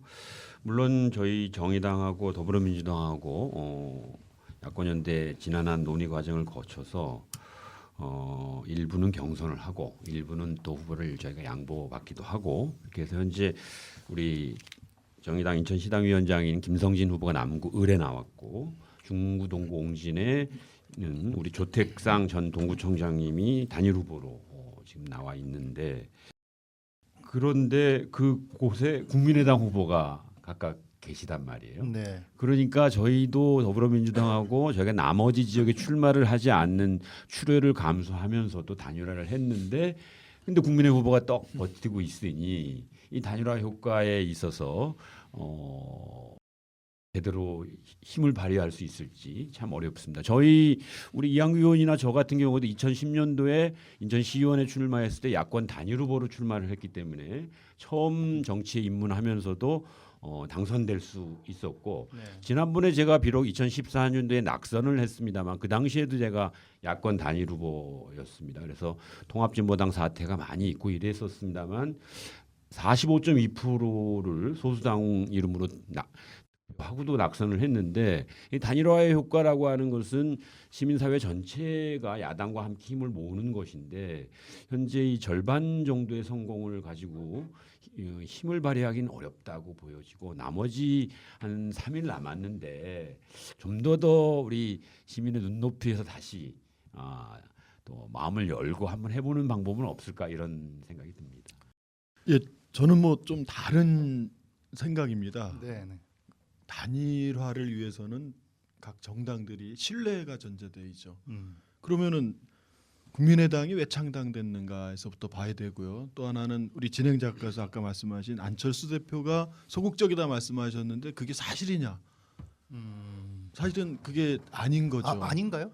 그렇죠. 뭐냐면은 김종인 더불어민주당 그 위원장께서 국민의당을 통합해서 들어와라라고 했지 안철수를 빼고라도 들어와라 이렇게 하면서 사실은 이 연대할 수 있는 신뢰 이 근본 논의부터 이게 불신부터 시작된 거예요. 더불어민주당 가지고는 내년 대통령 선거에서 이길 수 없다고 판단해서 야권을 더 많이 키워야 되고 또 양당 체계를 극복하고 새로운 그런 선진 민주주의적인 다당제 체제로 전환해야 된다라는 분명한 정당의 목표를 갖고 출발한 정당인데 이런 정당 자체를 존중하지 않으면서 다시 통합을 하라는 등 누굴 빼고 뭐 다 들어오라는 등 벌써 이런 자체가 연대할 자세가 안 돼 있다는 거예요. 정의당은 지역구 인천만 해도 그렇죠. 정의당에게는 지역구를 하나를 보장하고 나머지 또 서로 여론조사나 이걸 통해서 경선을 하는 방식을 취하고 네. 국민의당은 그냥 다 여론조사하자. 그 이런- 야권 그러니까 이러한 이 야권 연대를 왜 하고 야권 연대를 하려면 서로 존중하고 이래야 될 것이 뭔지가 있어야 된다고 생각하는 거예요. 저는 야권 연대가 지금 꼭 필요하냐 이런 상황에서 의문을 제기하는 것이 야권 연대했다고 해서 지난 2012년 총선 이겼나요? 졌죠. 2014년 선거 이겼나요? 졌죠. 자, 이제는 내년 대통령 선거가 이어집니다. 과연 국민의 마음을 모으지 못하고 이 야당에게도 실망해서 이 민주당이 20% 이하의 지지율까지 떨어졌던 게 불과 몇 개월 전이에요. 네. 그럼 어떻게 그 당을 가지고 그 당만으로 어떻게 대통령 선거 이기냐고요. 이명박 박근혜 정부의 그런 오랜 실정으로 지금 민주주의가 후퇴되고 언론이 완전 좀 개판됐잖아요. 그리고 남북 관계 긴장하고 불안해하고 경제 침체하는데 다시 기회가 없고 어떻게든 대통령 선거를 이기지 않으면 안 된다고 저는 생각을 합니다. 이번 대통령 선거는 내년에 선거를 해서 2018년 2월 25일 날 대통령이 취임해요. 자, 그럼 2018년 2월 25일 날 대통령 취임하면 6월 달에 지방선거인데 과거의 지방선거랑 다릅니다. 이번엔 네네. 대통령 선거의 결과가 지방선거로 그대로 이어질 수 있는 아주 이건 중대한 문제입니다. 이번 총선만 볼 게 아니라 대선 2018년 지방선거까지 길게 보는 속에서 야권의 전략이 필요하다고 저는 생각합니다. 그러니까 야권 연대를 바라보는 시각에 여러 가지 차이가 있을 수 있고 진행 과정에 대해서 누가 잘못했는지를 따지면 복잡해지죠. 더불어민주당이 잘못했는지 또 우리 안철수 대표가 그 처음부터 잘못했는지 처음 창당하면서부터 우리는 야권 연대 안 한다라고 선언한 건 또한 사실이거든요. 그런 면에서 또 왜냐하면 야권 연대를 하면 그 이 당의 존재 가치가 없어지고 저 제3당을 지향하면서 정치 다양화를 주장했던 안철수 대표 입장에서는 야권 연대를 한다고 할 수 없었을 그런 어려운 상황도 충분히 이해합니다만 지금 좀 전에 이한구 의원님 말씀하셨듯이 지금은 아주 절체절명의 시기에 그 이명박 박근혜 정권의 여러 실정, 특히 경제적으로나 또 우리 역사적으로나 또 여러 가지 국민의 그 불안하게 하는 여러 심리적 내지는 사회적 요인이 있기 때문에 우리가 반드시 이번 대통령 선거 때에서는 정권 교체를 해야 된다라고 하는 큰 목표에서 봤을 때 이번 총선을 어떻게 해야 할 것이냐라고 하는 문제에서 우리 시민들은 관심이 있는 거죠. 현재 새누리당이라고 하는 보수당과 야당이 뭐 저희 정의당을 포함해서 세 개의 정당 정도로 나눠져 있는 이런 상황에서 나눠져서는 어쨌든 지지 않느냐라고 하는 게 시민의 눈높이이기 때문에 여기서 작은 차이를 좀 극복하고 가급적 하나로 하자라고 하는 것이 어떤 민주주의를 바라는 그리고 좀 민생 문제를 해결하기를 원하는 우리 시민들의 목소리라고 보여지기 때문에 작은 차이를 나누기보다는 이제 와서는 큰 틀에서의 좀 더 합의가 필요하지 않느냐 이런 저는 그렇게 생각합니다. 그 강 의원님 말씀 들으니까 거의 더불어민주당 꼭 그렇진 않습니다만 저희도 13개 지역구에 인천에서 다 내주고 두 군데밖에 출마를 못하게 되지만 그 두 군데조차도 이게 야권 연도가 제대로 안 돼서 힘을 맞지 못하는 상황에 대해서 안타깝게 생각하고 그 정치를 하다 보면 각자 자기 주장하는 바가 있기 때문에 치열한 싸움도 하고 감정 싸움도 하고 안 볼 것처럼 하다가도 큰 대의 앞에서 협력하고 타협하는 게 정치이기 때문에 이제 3일 남은 이 투표용지 인쇄 전까지만이라도 과거를 잊고 다시 한번 판단해 보자라고 하는 게 제 주장입니다. 근데 아마 이런 여러 가지 이야기가 아마 인천 지역에서도 야권 단일 후보 논의 과정에서 아마 일정도 있었을 것 같은데요. 어떠십니까, 이성수 팀장님? 뭐 이런 논의가 좀 더 진작이지는 않았나요? 예, 시민사회에서는 뭐 작년도까지는 그 더불어민주당이나 정의당 정도가 있으면 거의 그 동안의 그 논의 성숙도나 이렇게 봤을 때 야권 단일화가 된다면 과반은 좀 가능하지 않았겠냐. 근데 이제 변수가 이제 국민의당으로 이게 국민의당 때문에 이런 문제로 바라보지는 않습니다. 어쨌든 정당의 그런 속성이라고 하는 것은 그 의석수라고 하는 문제, 그다음에 뭐 비례라든지 여러 가지를 본다면 이해 못하는 바는 아니지만 오늘 시점에서 실제 선거가 이루어졌다. 이런 것도 예상을 해봐야 된다라고 하는 거예요. 네, 며칠 안 남은 한 12일 남았나요? 네 그렇습니다. 이러한 상황에서 본다면 야권에서 이길 수 있는 데가 가능한가? 거의 이렇게 그 누구도 꼽을 수 있는 데가 한 두세 군데나 그것도 희망사항에 가까운 두세 군데 정도입니다. 이게 현실이다 보니까 그런 것을 냅둘 수 없다라고 하는 가운데서 이제 출발을 했다 이렇게 그러니까 말씀을 이렇게 드리고요. 야권이 난립한 상황에서 투표를 한다고 하면 인천 지역 같은 경우 13개 중에 한두석? 2개 이상 잡기 어렵다. 이런 것에 예, 대한 그렇습니다. 절박성을 이제 시민사회는 생각한다 이런 거 아십니까? 문제는 제가 말씀드렸듯이 정당이라는 거는 정당의 그 설립 목표고 창당 목표가 있지 않습니까? 아니, 명백하게 제3당이 필요하다. 정당 명부 비례대표제나 이런 걸 지향하기 위해서는 기존의 양당 체제를 깨야 한다. 이런 목표가 분명하게 해서 출범한 정당이 있고 그러면은 그 속에서 국민들로부터 심판받겠다라고 해서 준비를 해오고 만약에 여야 1대1 구도로 야권이 하나가 돼서 일단은 새누리당을 심판하자. 이게 정당 민주주의보다 더 시급하다. 기존의 양당 체제의 폐해보다 더 시급하다. 이렇다면은 그 제3당 거기에다 뭔가 존중하고 그 3당에서 연대든 아니면 어떠한 그 공동에 대응할 수 있는 이런 기본 자세가 됐어야 된다는 거예요. 저는. 인천 지역에서는 그런 논의할 때 그런 근데 기준이 없어요. 그때 제3당은 정의당이었죠. 그래서 제가 저도 지금 민주노동당이고. 저는 할 말이 있는데요. 그 제3당이 필요하다고 자꾸 그러는데 실제로 국민의당 창당 과정에는 안철수 의원의 경우에는 이번에 국회의원 선거구 획정 문제나 또 비례대표 숫자나 전국구 그러니까 지역구 그 국회의원 숫자를 정할 때 아무런 그 진보 정당에 관한 고민과 그 입장을 그 청취하거나 않았죠. 고려하지 않았습니다. 네네. 그래놓고선 이제는 제3당 얘기하는 것은 저희가 우리나라에서 진보 정당으로 그 제3당의 역할을 하기 위해서 2000년대 초반부터 무수한 사람들이 고민하고 노력하고 해서 이제 국민들의 약 10% 정도가 진보 정당을 지지하는 편인데 제3당이 이런 그 보수 여당, 보수 야당, 진보 정당 이 3단 체제가 아닌 보수 야당 중에서 1당, 2당을 또 정하는 것이 과연 제3당이냐라고 하는 면에서 저는 할 말이 많습니다. 어허. 아니, 진보 정당도 하나가 아니잖아요. 정의당이 있고 녹색당이 있고 또 노동당이 있고 또 이번에 민중정치연합인가요? 민중연합당입니다. 민중연합당?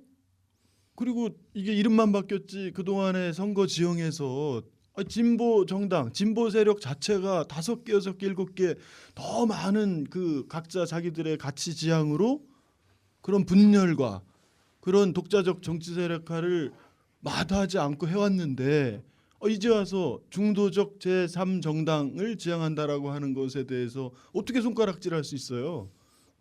아니 손가락질을 하는 건 아닌데 제3당을 하고 싶으면 그동안 15년 넘게 진보 정당을 해왔던 세력들도 정당하게 인정을 하면서 우리가 양당 구조라고 하는 양당의 기득권 구조를 깨트리는 게 제3당의 목표라고 한다면 더 정치판을 넓게 봐서 그 정치 개혁을 이룰 수 있는 그런 비전을 제시해야죠 국민들에게. 보수 야당의 1당이냐 2당이냐 이것만 자꾸 주장하지 말고 진보 정당 좋습니다. 진보 정당도 여러 군데 있고 녹색당도 있고요. 저희 정의당도 있습니다만 이렇게 여러 정당이 자기의 정치적인 성격과 어떤 입장을 가지고 국민들에게 심판받을 수 있는 공정한 선거법 또 선거구 획정 이런 문제에 대해서 함께 노력하면서 자기 당의 주장을 더 어떻게 다른지를 선명하게 보여주는 과정이 없는 상태에서 선거를 막판 얼마 안 남기고 나서 창당을 하고 일부 세력이 나와서 이렇게 창당하는 과정에 있어서 국민들로부터 좀 불신이 있는 것이지 제3당 보수의 또 하나의 그 야당의 뭐 제2 야당을 보수 야당을 만드는 것 자체를 거부할 이유는 없고 그동안 역사적으로 보면 뭐 민주당도 있었고요. 또 뭐 민주통합당도 있었고 거기 계속 분화와 통합에 계속 그 과정이지 않았습니까? 그래서 그런 문제를 지적하는 건 아닙니다. 네, 하여튼 얘기를 들어보니까 난 처음에 이거 그 팟캐스트 할 때요. 난 다 같은 입장인 줄 알았어요. 근데 보니까 완전히 다르네요. 특히 굉장히 또 지금에 있어서 이 야권 연대는 어찌 보면은 인천뿐만이 아니고 이번 총선에 굉장히 중요한 어떤 키워드 내지는 어떤 굉장히 어떤 전환점이 될 수밖에 없는 상황이 되어 있다 보니 더더욱 지금 시간이 많지는 안 남은 상황에서 뭐 그런 여러 가지가 있는 것 같은데 하여간 그럼에도 불구하고 인천 지역에서는 뭐 하여튼 전국에서 가장 먼저 논의에 참여를 해서 아까 언급드린 대로 13개 지역구 중에 11개하고 2개가 됐습니다. 그래서 뭐 아까 뭐 반의 성공이라고 말씀하셨지만 그 말은 다시 또 이제 또 뭐 필요하다는 걸 또 하나 겸대둔 것이고 하지만 또 한편으로는 그런 어떤 야권 연대가 과연 또 성과만 있었느냐 아까 일부 지역구에 대해서는 또 여러 가지 또 그런 게 있는데 어떻게 그런 얘기를 좀 한번 얘기를 해봤으면 좋겠습니다. 그래서 아마 이 얘기에 관련해서는 또 얘기하실 분이 또 많으실 것 같은데 우리 이한구 의원님 먼저 네, 제가 먼저 얘기하겠습니다. 오늘 날 계속 잡아서 그냥 뒤에로만 얘기했더니 저 남글 대표적으로 얘기하겠습니다. 네. 인천이 과연 야권 연대를 제대로 같이 진짜 여당을 이기기 위한 야권 연대 이걸 지금 추진해야 하나 가장 의구심이 들고 그리고 그게 아니었구나 이런 판단을 낸 게 남글입니다.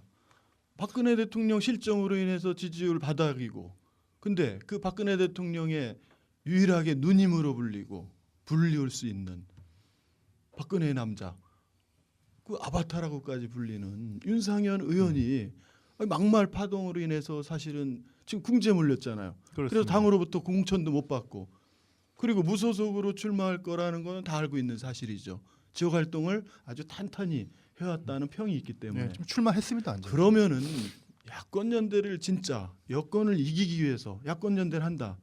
그럼 어떻게 대응해야 돼요? 그 후보를 이 궁지에 몰렸는데도 다시 기사회생할 수 있고 명분을 줄 수 있는 그런 야권 연대하면 됩니까? 그런 말만 형식적인 그런 야권 연대하면 돼요? 야권에서 최강의 후보를 골라서 그 궁지에 몰린 윤상현 후보를 확실하게 이겨서 정의가 서 있고 시민의식이 서 있다라는 걸 보여줄 수 있고 야권이 어떤 명분 찾기가 아니라 진짜 이 실정에 처한 국민들을 구해내는 이번 총선에서 같이 힘을 합친다. 이걸 보여줘야 되는데 지금 그런 걸 보여줬다고 생각하세요? 그러니까 그런 측면에서 보면은 이제 그 이번에 야권 연대 더불어민주당하고 정의당하고 단일화한 김성진 후보가 볼 땐 좀 약하다. 약한 정도가 뭐 이렇게 아니죠. 보시는 분. 제가 듣기로는 김성진 후보 스스로도 진보정당 후보로서 본인이 계양갑에 야권 단일 후보로 나오기로 해서 계양갑으로 주소까지 옮기고 이사까지 왔는데 이제 와서 다시 남굴 나와봤자 떨어질 가능성이 훨씬 높은 본인 스스로도 진보정당 후보로서 명분도 안 되고 그리고 본인이 가서 하더라도 질 가능성이 훨씬 높다고 판단하는 그래서 처음에 거부했잖아요. 그랬었나요? 그러면 근데 그 후보를 야권 연대했다 이거는 전 아니라고 봅니다. 그 보니까 거기에 또 우리 이상수 팀장님 또 하고 싶은 자, 얘기 말씀 같은데. 제가 어제도 이제 몇 분들하고 이제 교수님들하고도 얘기를 해봤었는데 이걸 어떻게 판단해야 될지 지금 현 상황으로서는 굉장히 어려운 상황이다라고 하는 건 다 뭐 이렇게 정치학자가 되든 정치인들도 이렇게 판단을 하는 건 있습니다. 근데 이 출발 자체에서 그 뭐 누구 때문이다 이런 것보다는 3당과 시민사회계가 합쳐서 이렇게 해야만 되겠다. 그래야 야 1대1 문제라든지 그다음에 이제 새누리를 심판하고 그동안 8년 동안의 그런 어둠을 뚫고 네. 정말 10년을 가지 않도록 하기 위한 그런 전초전으로 이렇게 생각하라고 했었는데 현 시점에 있어서는 상당히 어려운 최악의 수까지 와 있다 이제 이렇게 돼 있습니다. 그래요? 그 거기에는 아마 윤상현 후보가 진짜 다시 된다면 이거는 정말 어떻게 그 얼굴을 못 드는 이 야권 단일화가 아닌가 이렇게 하는데 거기에 있어서는 전 아직까지도 저는 시간이 남아 있다 이렇게 판단을 하고 있습니다. 그러니까 그리고 지금 이한구 의원이 지적했던 여러 가지 우려스러운 지적, 그러니까 윤상현이 다시 정치적 복귀에 뭔가 결과론적으로는 들러리 비슷하게 쓸 수도 있는 거 아니냐라는 극단적인 어떤 지금 우려까지 지금 하신 거거든요. 그런 거에 그 대해서는 문제에 그때 얘기할 때 대해서는- 뭐 없었습니까? 예, 그 문제에 대해서는 그때 상황에서는 민주당에서 신현환 후보가 뛰고 있었고요. 그다음에 안기호 후보가 야권 연대를 위해서 출마를 포기했던 상태였었습니다.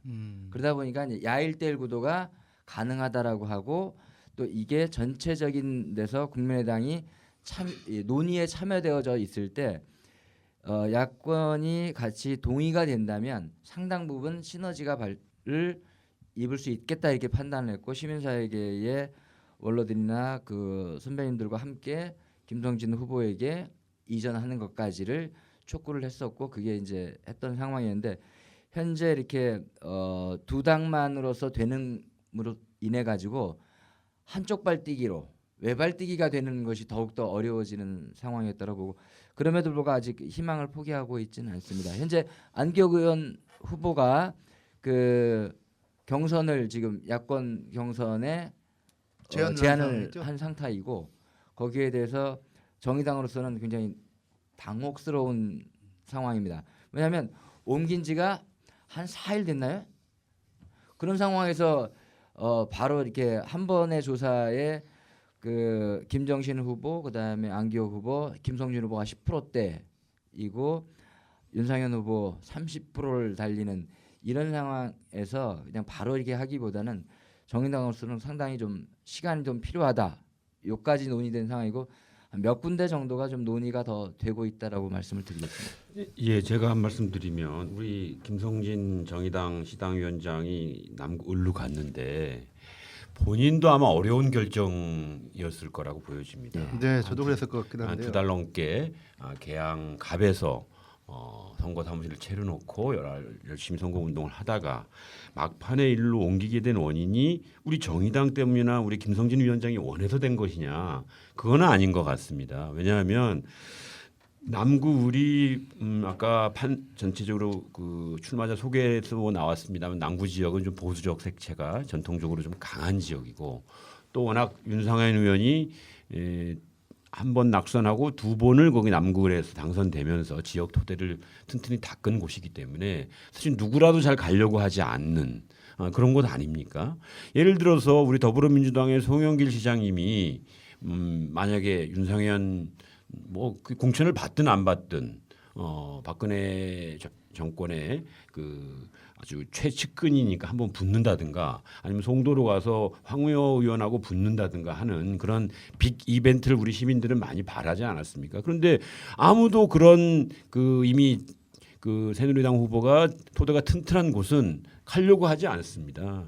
누가 가려고 했습니까? 지금 그런 힘을 모아서 글로 가서 이기고자 하는 그런 야권 연대가 못 됐다고 말씀하시지만 아무도 갈 사람이 없으니까 또 개항갑에서의 야권 연대 실현을 위해서 저희 김성진 후보가 양보를 하고 험지이지만 일로 간 거라고 좀 보여집니다. 본인도 결코 여기가 그 만만치 않은 곳임을 왜 모르겠습니까? 인천에서 운동을 20년, 30년 해온 사람이면 그렇기 때문에 이 문제를 지금 각 당의 그 어떤 실책이나 개인의 문제로 돌린다기보다는 그 과정 중에서 전체에 그나마 반쪽짜리 단일화지만 이루고자 해서 더민주당하고 우리 정의당이 이룬 성과에 이제 플러스해서 앞으로 어떻게 할 것이냐를 논의하는 것이 전 더 맞다고 봅니다. 제가 지적한 것도 지금 강병수 전 의원께서 하신 말씀의 연장이에요. 자, 새누리당 보세요. 4선 국회의원이고 지역에 탄탄한 기반을 갖고 있는, 나오면 뭐 무조건 될 가능성이 높다고 한 황우려 의원 어디 가셨어요 지금? 서구 의뢰 새누리당이 열세니까 중앙당에서 서구로 가려면 가고 아니면 안 나오든지 이러니까 어떻게 하셨어요? 전략적 판단을 했다는 거죠. 지금 어때요? 지지율이나 여러 가지 지표가. 자, 이기기 위한 연대를 하는 거죠. 이기기 위한 공천을 하는 거고. 그러면 야권이 연대를 한다는 거는 특히 시민사회까지 같이 협력해서 연대를 하는데 이기기 위한 후보, 최선의 후보 왜 없어요? 왜 어떤 후보는, 왜 힘 있는 후보는 자기가 하고 싶은 대로 그걸 고집하는 거를 그대로 용인해야 되고, 왜 그 지역에서 탄탄히 준비하고 이런 노력을 한 후보는 그냥 위에서 찍어 눌러서 눈물을 흘리게 하고, 이게 야권 연대가 이 가치, 또 하나 야권 연대가 하고자 하는 목적, 또 궁극적으로 그거를 달성하고자 하는 최상의 카드를 썼느냐, 저는 이걸 얘기하는 거예요. 이게 바로 새누리당과 이번 더민주당하고 정의당 사이의 연대의 한계점이 분명히 드러나는 겁니다. 이게. 예, 저는 이양구 의원 그 심정을 이해를 해요. 근데 이게 그 시당들 간에 교류할 때는 김성진 후보가 개항해서 남구로 가는 것에 대해서 더불어민주당 그다음에 국민의당에서 굉장히 원했던 카드였습니다. 그래야 개항갑은 이제 야당 몫이 더욱더 좋다. 그다음에 글로 간다면 그것을 굉장히 촉구를 했던 입장이고, 그것으로 인해서 전체 야권 단일이 되는데 정의당을 그만큼 배려해낼 수 있다. 그리고 나머지에 대해서 서로 간에 야권 연대에 국민의당과 더불어민주당이 할 수 있다라고 하는 논의까지가 됐던 거였어요. 근데 옮긴다라고 하는 시점에서 바뀌어 버린 거예요. 서로 논의 사항이. 그러고 나서부터는 양당 더불어민주당 그다음에 그 국민의당도 내부 아마 3당이 다 내부 논의하는데 굉장히 어려움이 있었다라는 얘기는 들었지만 옮기고 나서부터는 국민의당에서 요구사항이 달라진 거였어요. 그렇게 되면서 이제 전체적으로 좀 어렵다 이렇게 말씀드리는데, 지금 시점에서 저는 1차로서 양당 합의됐던 부분에 대해서는 김성진 후보에 대해서는 굉장히 큰 결정을 졌다. 정의당으로서는. 그러한 것이 조태상 후보까지도 이렇게 11대 2까지 되어지는 면이 있었고요. 거기에 대해서는 이제 두 당의 노력에 대해서는 전 존중한다고 네. 판단하고, 국민의당과는 아직도 좀 더 논의 테이블은 진행을 하고 있다는 게 있습니다. 하여간 뭐 그 더불어민주당하고 정의당하고의 어떤 논의 테이블, 그리고 논의의 어떤 과정이 아마 여러 가지 이면에 또 얘기됐던 문제가 또 많이 또 복합적으로 있었기 때문에 그런 어떤 판단과 결정이 이루어졌을 거라고 또 봐지긴 합니다. 그럼에도 불구하고 또 한편으로는 전체 이 선거판이라는 것이 인천의 특히 이 남구 을 지역이 이 윤상현 의원이라는 어떤 그런 친박의 핵심이기 때문에 어떤 전체적인 전국의 어떤 그런 거와 또 연관이 있다 보니 참 또 한편으로는 또 쉽게 설명할 수 없는 또 이런 문제가 있는 것 같습니다.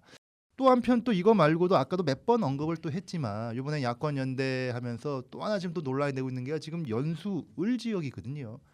아까도 지금 그 거기는 이제 그 뭡니까 더불어민주당의 그 저기 윤종기 후보죠? 예, 윤종기 후보하고 한강원 후보가 남긴 했지만 거기도 정의당의 김상하 변호사랑 같이 경선을 하는 것으로 해가지고 합의가 된 거 아니겠습니까? 그렇습니다. 예. 경선을 했죠. 예, 경력해가지고 결과론적으로는 이제 더불어민주당의 윤종기 후보가 된 거죠. 예.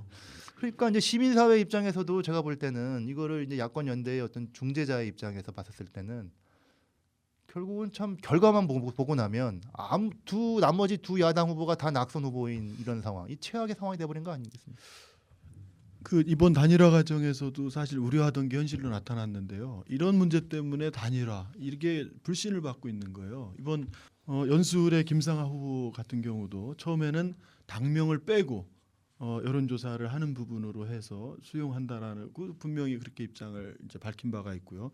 중동홍진 그 족태수당 후보가 지금 됐지만 여기도 김찬진 더불어민주당의 김찬진 후보 쪽에서 법정 소속까지 뭐 지금 불사하니 지금 강력한 반발들이 끊이지 않고 있거든요. 왜 이러냐? 여론조사 방식 또 여기에서 어떻게 그 가점 또는 기준을 두느냐에 따라서 이게 달라질 수 있는 거예요. 중도홍진 강화 같은 경우 옹진군이 섬 지역이고 이 여론조사 어떤 표본 추출에 다른 지역보다 좀 더 어려우니 옹진과 중구를 합쳐서 하나의 연령별 표본 추출을 하는 걸로 묶었는데 자 문제는 강화하고 동구가 된 거예요. 지금 김찬진 후보 측에서는 당초에 없던 게 바뀌었다. 뭐냐? 옹진과 중구는 합쳐서 특성상 그렇게 하지만 네. 강화와 동구는 워낙 다른 성격이기 때문에 그리고 강화와 동구는 각자 이걸 독립적인 것으로 표본 추출을 해도 됨에도 불구하고 갑자기 없던 내용으로 변화가 돼버렸다. 동구랑 강화를 합쳐버렸다는 거예요. 그래서 동구 강화 이 여론조사에서 동구 쪽 이 표본 샘플이 더 많이 들어가게 됨으로써 아주 근소한 차이로 김찬진 후보 측이 패배했다는 거예요. 네. 지금 이런 문제 어떻게 해결할 거예요?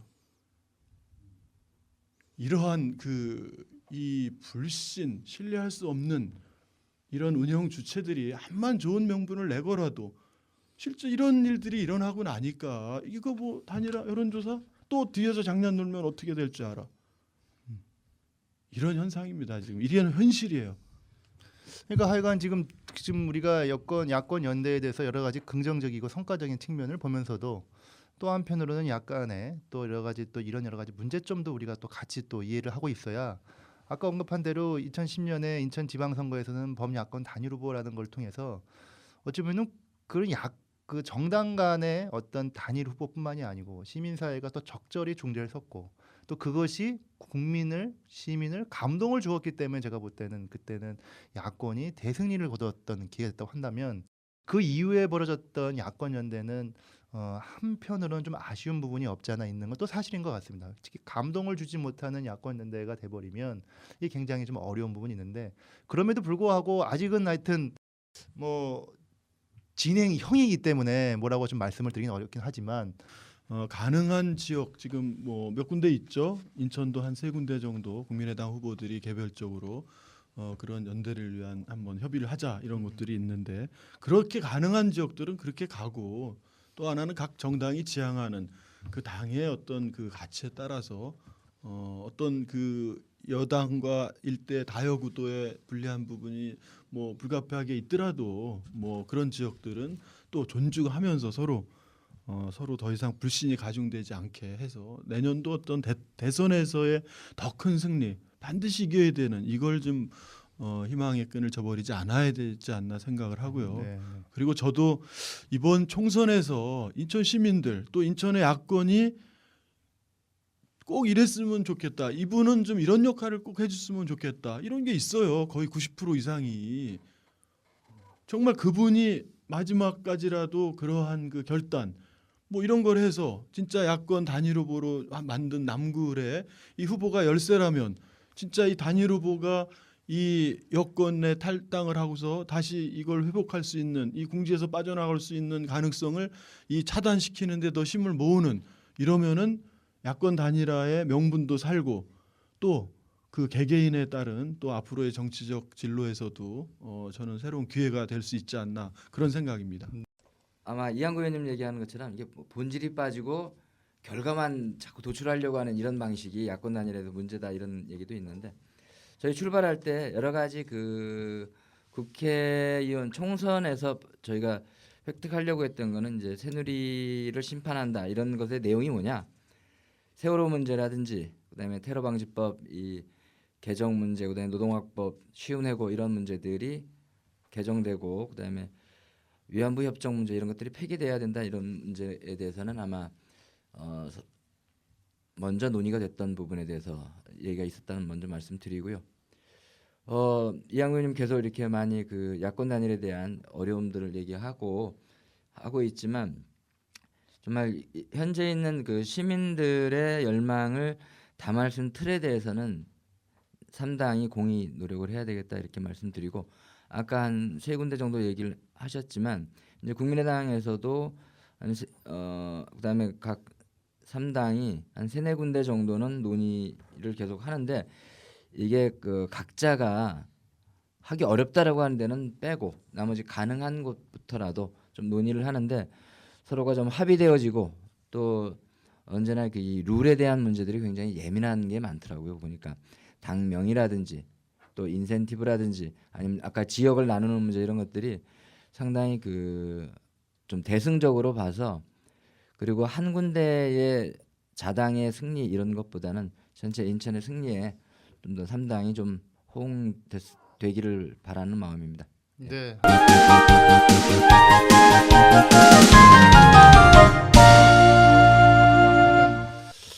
좀 더 하여튼 진행 과정을 좀 더 지켜봐야 될 것 같고요. 이제는 이제 이런 걸 토대로 해서 전체적으로 한번 지역구 판세 분석을 한번 해봤으면 좋겠습니다. 뭐 아직은 뭐 투표일까지는 한 10일 이상 남았기 때문에 섣부르긴 하지만 지금 계속적으로 여론조사 결과가 계속 나오고 있는 것 같아요. 그래서 뭐 여론조사 기관에 따라서 약간의 여론조사의 차이가 있긴 하지만 대략 어느 정도라도 좀 이렇게 좀 모양이 나온 것 같은데 아까 우리 그 저기 이렇게 다 하나씩 그 지역구별로 이렇게 설명을 해주셨는데 그냥 한 군데씩 한 번씩 쭉 한번 훑어볼까요? 그래서 일단 먼저 그 부평 쪽부터 보면은 부평 갑을 이렇게 보는데 먼저 갑부터 보면 여기는 하여튼 아까 언급된 대로 이성만 후보하고 문병호 후보에 대한 야권 단일의 여부 그리고 조진영 의원이 무소속으로 나왔기 때문에 이게 변수가 아마 제일 중요한 포인트가 될 것 같고 부평 을 지역 같은 경우는 이제 홍영표 의원과 이현웅 후보의 야권 단일의 여부 그렇죠? 어떻게 네, 보십니까? 그렇습니다. 예, 부평 갑의 경우에는 우리 조진영 후보가 경선을 신청했는데 경선을 신청했습니까? 예, 했는데 단수 후보가 됐죠. 우리 정유소 후보가. 공천받기 전에. 네, 경선을 하지 못한 거에 대해서 우리 조진영 후보는 굉장히 조진영 의원은 가까우신가 봐요. 그런 건 아닙니다. 우리는 아니고 예, 죄송합니다. 조진영 전 의원이 그런 서로 감정 대립이 이 새누리당 내에서 있습니다. 그래서 제가 선거를 몇 번 해보니까 당내 경선 과정에서 상대당 후보의 이렇게 나눠지는 것이 결과에 가장 굉장히 큰 영향을 미칩니다. 예를 들어서 여기도 새누리당에서 경선을 해가지고 만약에 그 힘이 모아졌다라고 하면 우리 정유섭 후보가 굉장히 큰 힘을 받았을 텐데 경선도 하지 않고 전직 의원을 이렇게 기회를 박탈하니까 전직 의원은 이런 경우는 없다 이래가지고 지금 무소속으로 나와서 지금 10% 넘게 득표를 하고 있습니다. 근데 이제 더 큰 문제는 현역인 문병호 의원하고 이성만 의원하고 국민의당 더불어민주당 후보로 나와 있는데 요새 여론조사를 보면 거의 반반 정도가 나옵니다. 반반 정도. 예. 어떤 여론조사에서는 문병호 의원이 많이 나오는 경우도 있고 또 어떤 거에서는 이성만 의원이 또 많이 나오는 경우도 있고 그러니까 문병호 의원이 아무래도 현역 그 지역에서 2번 국회의원을 하셨기 때문에 기본적으로 좀 유리하지만 또 당 지지도가 떨어져 있는 상황이고 이성만 의원은 시의원 하셨고 그렇지만 또 더불어민주당의 당 지지율이 그 지역에서는 한 25% 가까이 되니까 그 힘을 받아서 거의 막상막하의 경합을 좀 하고 있어서 정말 부평갑은 이 4명의 후보가 있는데 무소속까지 나오시고 그 무소속이 그냥 이름 없는 사람이 아니고 재산도 840억이나 되는 그리고 3번이나 국회의원을 하셨던 분이 무소속으로 나왔기 때문에 정말 예측할 수 없다. 예. 누구에게 한 표를 던질 수 없는데 그럼 부평 을은 어떤가 이렇게 보면 을은 다행히 그 새누리당 후보가 강창규 후보로 됐습니다만 김영광 후보와 경선을 해서 강창규 후보가 이긴 곳입니다. 그러면서 새누리당의 전열은 좀 정비되어 있는데 과연 진심으로 전열이 봉합되고 전열이 단일 대우를 형성해 있느냐 라고 하는 면에서는 모르겠습니다만 약간 그래도 아직은 갈등이 좀 남아 있는 것 같고요. 제가 지역에 살아서 들어보면 우리 홍영표 의원은 우리 정의당 김웅호 후보랑 경선을 해서 승리를 했기 때문에 어저께 발대식 할 때도 우리 김웅호 의원이 같이 가서 응원도 하고 함께 노력하고 있기 때문에 저희 정의당이 이 부평 을 지역에서는 그래도 한 10% 넘게 지지가 나오는 곳이어서 더불어민주당과 정의당의 힘을 모으면 그리고 현역이라는 측면에서 보면 좀 이현웅 의원이 정말 선발하지 않는 이상 네. 이변 없이 홍영표 의원이 될 가능성이 높지 않느냐. 그럼에도 불구하고 또 우리 이현웅 변호사가 또 지역 출신이고 또 열심히 한 정치 신인이고 그래서 정치 신인에게 거는 기대도 있고 네. 하는 면에 있어서 여기도 마지막 후보 단일화를 해서 야당이 확실하게 승리할 수 있도록 해줬으면 좋지 않을까. 정리하면은 부평 갑쪽 같은 경우는 이성만 의원하고 문명 의원의 어떤 지금 팽팽한 어떤 그런 부분이 접전입니다. 라고 네. 한 거고 부평 을지역은 홍영표 의원이 좀 일정 정도 좀 우세적 역할을 좀 그렇습니다. 이상하고 네. 있다는 거예요. 예, 계양갑하고 을도 좀 보도록 하겠습니다. 계양갑하고 을 어떠신가요? 예, 계양갑하굴은 역시 그 전통적인 그 야당 강세 지역이죠. 여긴 지난번 뭐 국회의원 두 지역 다 또 구청장 또 시의원 전체가 또 야당이 이제 당선된 지역이기도 한데요. 문제는 그 이게 삼자 대결이기 때문에 지금은 이 강세 지역인데 아주 불리한 상황에 있다는 거고 이제 일부 여론조사에서는 계양을 같은 경우 이제 송영길 이제 후보께서 우세하는 게 나오는 게 한 반 정도 또 새누리당 후보가 우세하게 나오는 게 한 반 정도 이렇게 되고 있는데 무엇보다 최대 앞으로 이 갑의 유동수 후보와 을의 송영길 후보가 민선 5기 때 그러한 그 인천 시정을 이제 주도한 이제 양 당사자라는 거죠. 그래서 이러한 부분의 어떤 악재나 이런 것들이 이제 남은 선거 기간 이제 최대 뭐 변수가 될 거라는 생각이 들고요. 상대적으로 그 갑을 보면은 오성규 후보 새누리당 조직이 네. 만만치 않아요. 국회의원도 나왔었고 구청장도 벌써 두 번이나 나왔었고. 당선은 한 번도 안 되신 분 예, 아니에요? 한 번도 안 됐지만 아주 지역 출신으로서 이제 그동안 탄탄한 조직력은 갖고 있죠. 다만 이제 야당 지지가 높은 지역이기 때문에 네. 그동안 항상 낙선을 한 건데 이번에는 또 이수봉 그 후보가 또 나와서 일정 정도 야당표 잠식이 불가피하기 때문에 갑도 이거는 뭐 절대 야당이 유리하지 않은 상황이고요. 을도 앞서서 말씀드렸지만 그 윤영선 그 새누리당 후보가 지역 출신은 아니지만 지역에서 한 20년 가까이 의사 생활을 해왔고요. 네. 그리고 역대 새누리당 후보 중에서는 최강입니다. 아 그래요. 예, 다른 후보들은 대부분 낙하산이라든가 실제 여기에 지속적 활동을 하지 않은 반면에 윤영선 후보는 다른 데서 서울 목동인가 어디 다른 지역에서 살았지만 20년 가까이 의사 생활한 장점이 있고요. 지역에서 예, 그리고 또 하나는 그동안 새누리당 그 조직 내에 여러 그동안 정치를 거쳐간 안상수 시장 또는 이상건 전 국회의원 뭐 이런 뭐 여러 사람들 조직으로 이게 이렇게 나눠져 있거나 서로 또 반목도 있었는데 이번에 모든 조직이 하나로 총 집결한 말 그대로 후보 자체로서는 지금 최강의 상태인 거라는 거죠. 그럼에도 불구하고 지역에서 국회의원 3선을 하시고 또 시장까지 하신 그 송영길 후보의 어떤 인지도는 뭐 이 아주 지금 확실하게 나타나잖아요. 여론조사에서 젊은층도 다른 데보다 제일 많은 지역이기도 하고 이런 측면에서 이제 현역 의원인 최원식 의원이 그 국민의당이라고 하는 당 지지율의 약세로 인해서 고전을 면치 못하고 있는데 실제 바닥에서는 또 실제 당 지지율 지금 그 3자 대결의 여론조사와 다르게 분위기는 뭐 이런 측면도 있어서 제 생각에는 30%대에서 새 후보가 이 성패를 그 좌우하지 않을까 모두 그런 예상입니다. 네, 하여튼 그 지역 신문에서도 이렇게 나오는 거 보니까 계양갑 같은 경우는 굉장히 저기 오성규 후보와 유동수 후보가 박빙인 것처럼 나와 있더라고요. 어디 자료를 보니까. 그리고 계양을은 그래도 약간 성 전 시장이 약간 높게 나오는 걸로 했는데 하여튼 그건 계속 바뀌니까 뭐라고 딱 부러지게 얘기할 수는 없을 것 같고. 그다음은 남구를 좀 보도록 하겠습니다. 어떻게 남구의 판세가 좀 어떠신가요? 예, 지금 두 군데야 그래도 이제 그 야당 몫이 있으니까 좀 이 관심을 갖고 보는데 남구 갑을은 전통적으로 좀 여당세가 좀 많이 강했던 곳으로 판단을 하고 있지 않습니까? 남구 갑 먼저 말씀드리면 홍일표 의원, 허정식 의원, 그다음에 김충래 국민의당이죠. 국민의당 변호사.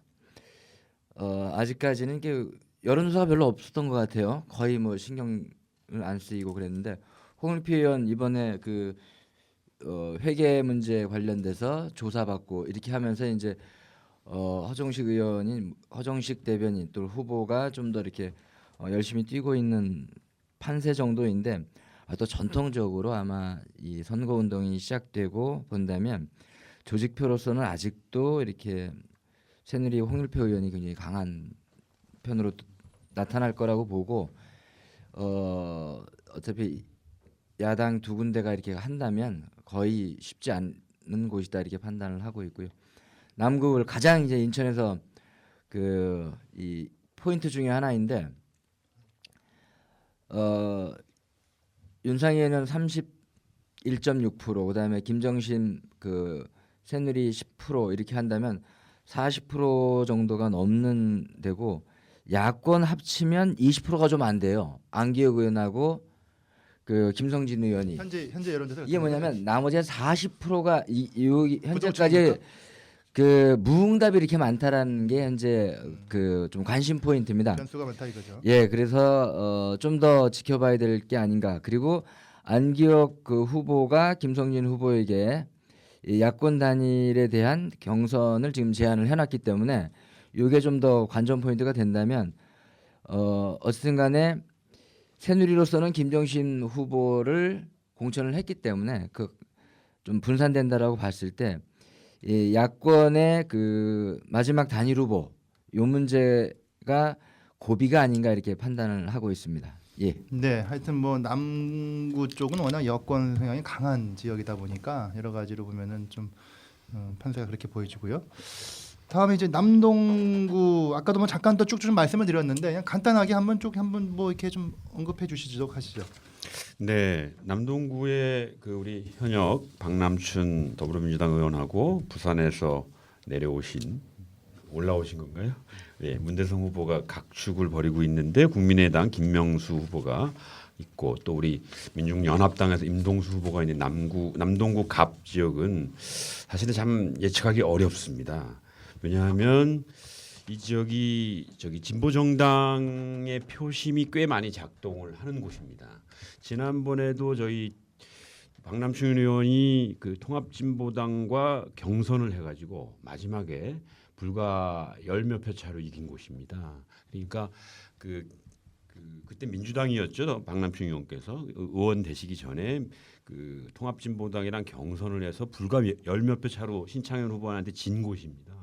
그래서 여기가 임동수 후보가 과연 끝까지 완주하고 그 표가 얼마나 나오느냐. 그리고 국민의당의 김명수 후보가 정말 끝까지 가서 완주를 해서 어느 정도 가져가느냐. 뭐 꽤 열심히 살아오신 분이기 때문에 그거에 의해서 박남춘 후보의 당선 여부는 현재까지는 좀 불투명할 수 있다. 이 변수들을 어떻게 잘 원활하게 조합을 하시느냐에 따라서 달리 있는 것 같고 문대성 후보는 기존의 몇 가지 여론조사에서 보면 새누리당의 기본 그 지지층에 조금 못 미치는 측면이 좀 있는 것 같아요. 네, 네.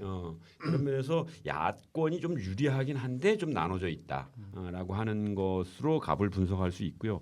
을은 뭐 지금 그 뭐 여성 후보가 한 명 있습니다만 저희가 뭐 이렇게 중요하게 보지 않아도 될 것 같고 진리대한당이라는 건 정말 못 들어보던 당이었기 때문에 그래서 뭐 오히려 지금 더불어민주당의 현역인 윤관석 의원하고 새누리당의 조전혁 의원 각각 한 번씩 국회의원을 하신 분이고 1대1 승부를 붙는다고 보시면 되는데 이 지역에 변수가 하나 있는 것은 이번에 우리 그 정의당 거기 남동구 구의원 보궐선거가 있습니다. 이쪽에 간석동하고 만수 2, 3, 4, 5동. 근데 거기 우리 정의당의 최성원 의원이 후보가 나왔는데 여기에 그 과정 중에 숨어 있는 얘기가 배진교 전 구청장이 윤관석 의원이라는 거 한번 붙는 걸로 출마를 할까 말까 고민을 했던 지역인 건 아마 지역에서 알려져 있는데 배진규 구청장도 저랑 제가 떨어질 때 우리 배진규 구청 떨어졌는데 그때 얼마에 낙선을 했냐면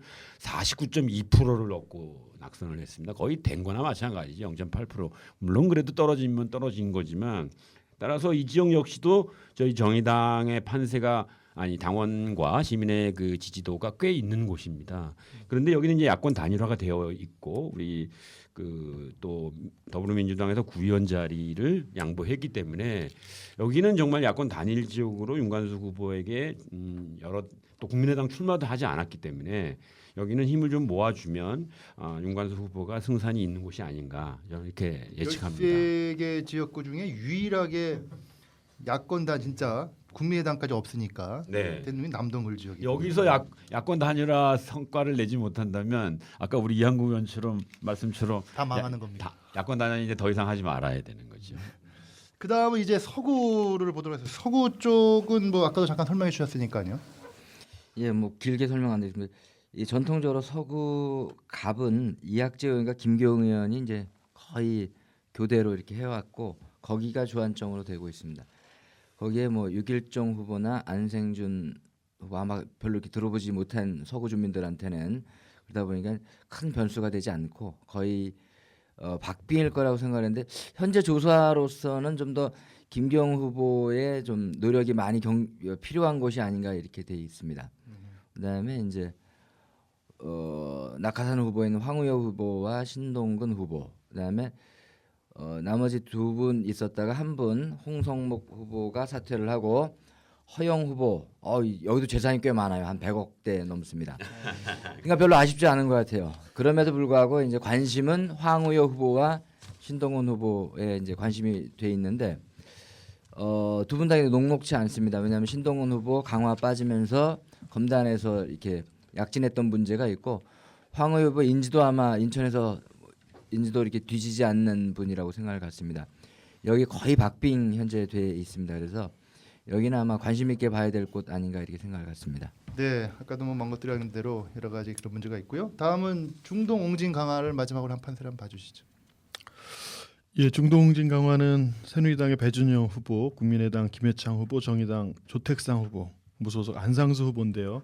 지금 각종 여론조사에서 새누리당 배준영 후보와 그 안상수 무소속 후보 간에 이제 선두 다툼을 지금 벌이고 있고요.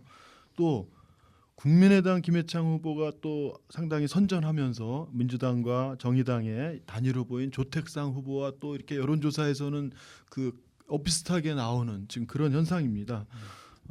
이 국민의당과 정의당 간에 이제 야권 단일화 이 부분들이 남은 3일 동안 어떻게 되느냐에 따라서 이 여권 절대 우세 지역에서 야권 국회의원이 이제 새로 좀 탄생하느냐 이 부분이 좀 달려 있다고 생각합니다. 네, 하여간 뭐 굉장히 또 뜨거운 지역구고요. 마지막으로 연수구를 보시면 연수구 갑이 지금 정승현 후보, 박찬대 후보, 진희범 후보인데 상대적으로 진희범 후보는 늦게 이제 좀 이제 선거에 출마를 준비한 부분이 없잖아 있고 해서 아마 지금 박찬대 후보가 진희범 후보한테 후보 단일화를 아마 제안을 했던 걸로 제가 알고 있습니다. 그래서 그와 또 연동이 되긴 하겠지만 또한 정승현 후보도 여기가 원래 황우여 후보가 했던 지역구다 보니까 다 정치 신인입니다. 그래서 어찌 보면은 박찬대 후보와 정승현 후보의 어떤 둘의 박빙의 선거로 갈 가능성이 매우 높아지고 하여튼 연수구 갑은 어찌 되었거나 새로운 정치 국회의원이 새롭게 등장하는 그런 계기가 될 것 같고요. 연수울은 이제 송도 지역 중심으로 되어 있는데요. 아까도 계속 언급드렸지만 참 여기 답답한 지역입니다. 예, 뭐 윤종기 더불어민주당 후보와 한강원 후보가 윤종기 후보와 이제 그 후보 단일화 제안을 했더라고요. 그래서 이제 뭐 어찌 되었거나 두 분 다 지금 시민사회, 지역사회에서는 굉장히 낙선 후보로 지금 되어 있어서 좀 뭐라고 답을 드리기가 참 어려운 그런 상황입니다. 이렇게 전체적으로 13개 지역구를 좀 다 봤습니다. 이제 좀 정리를 좀 해야 될 것 같은데요.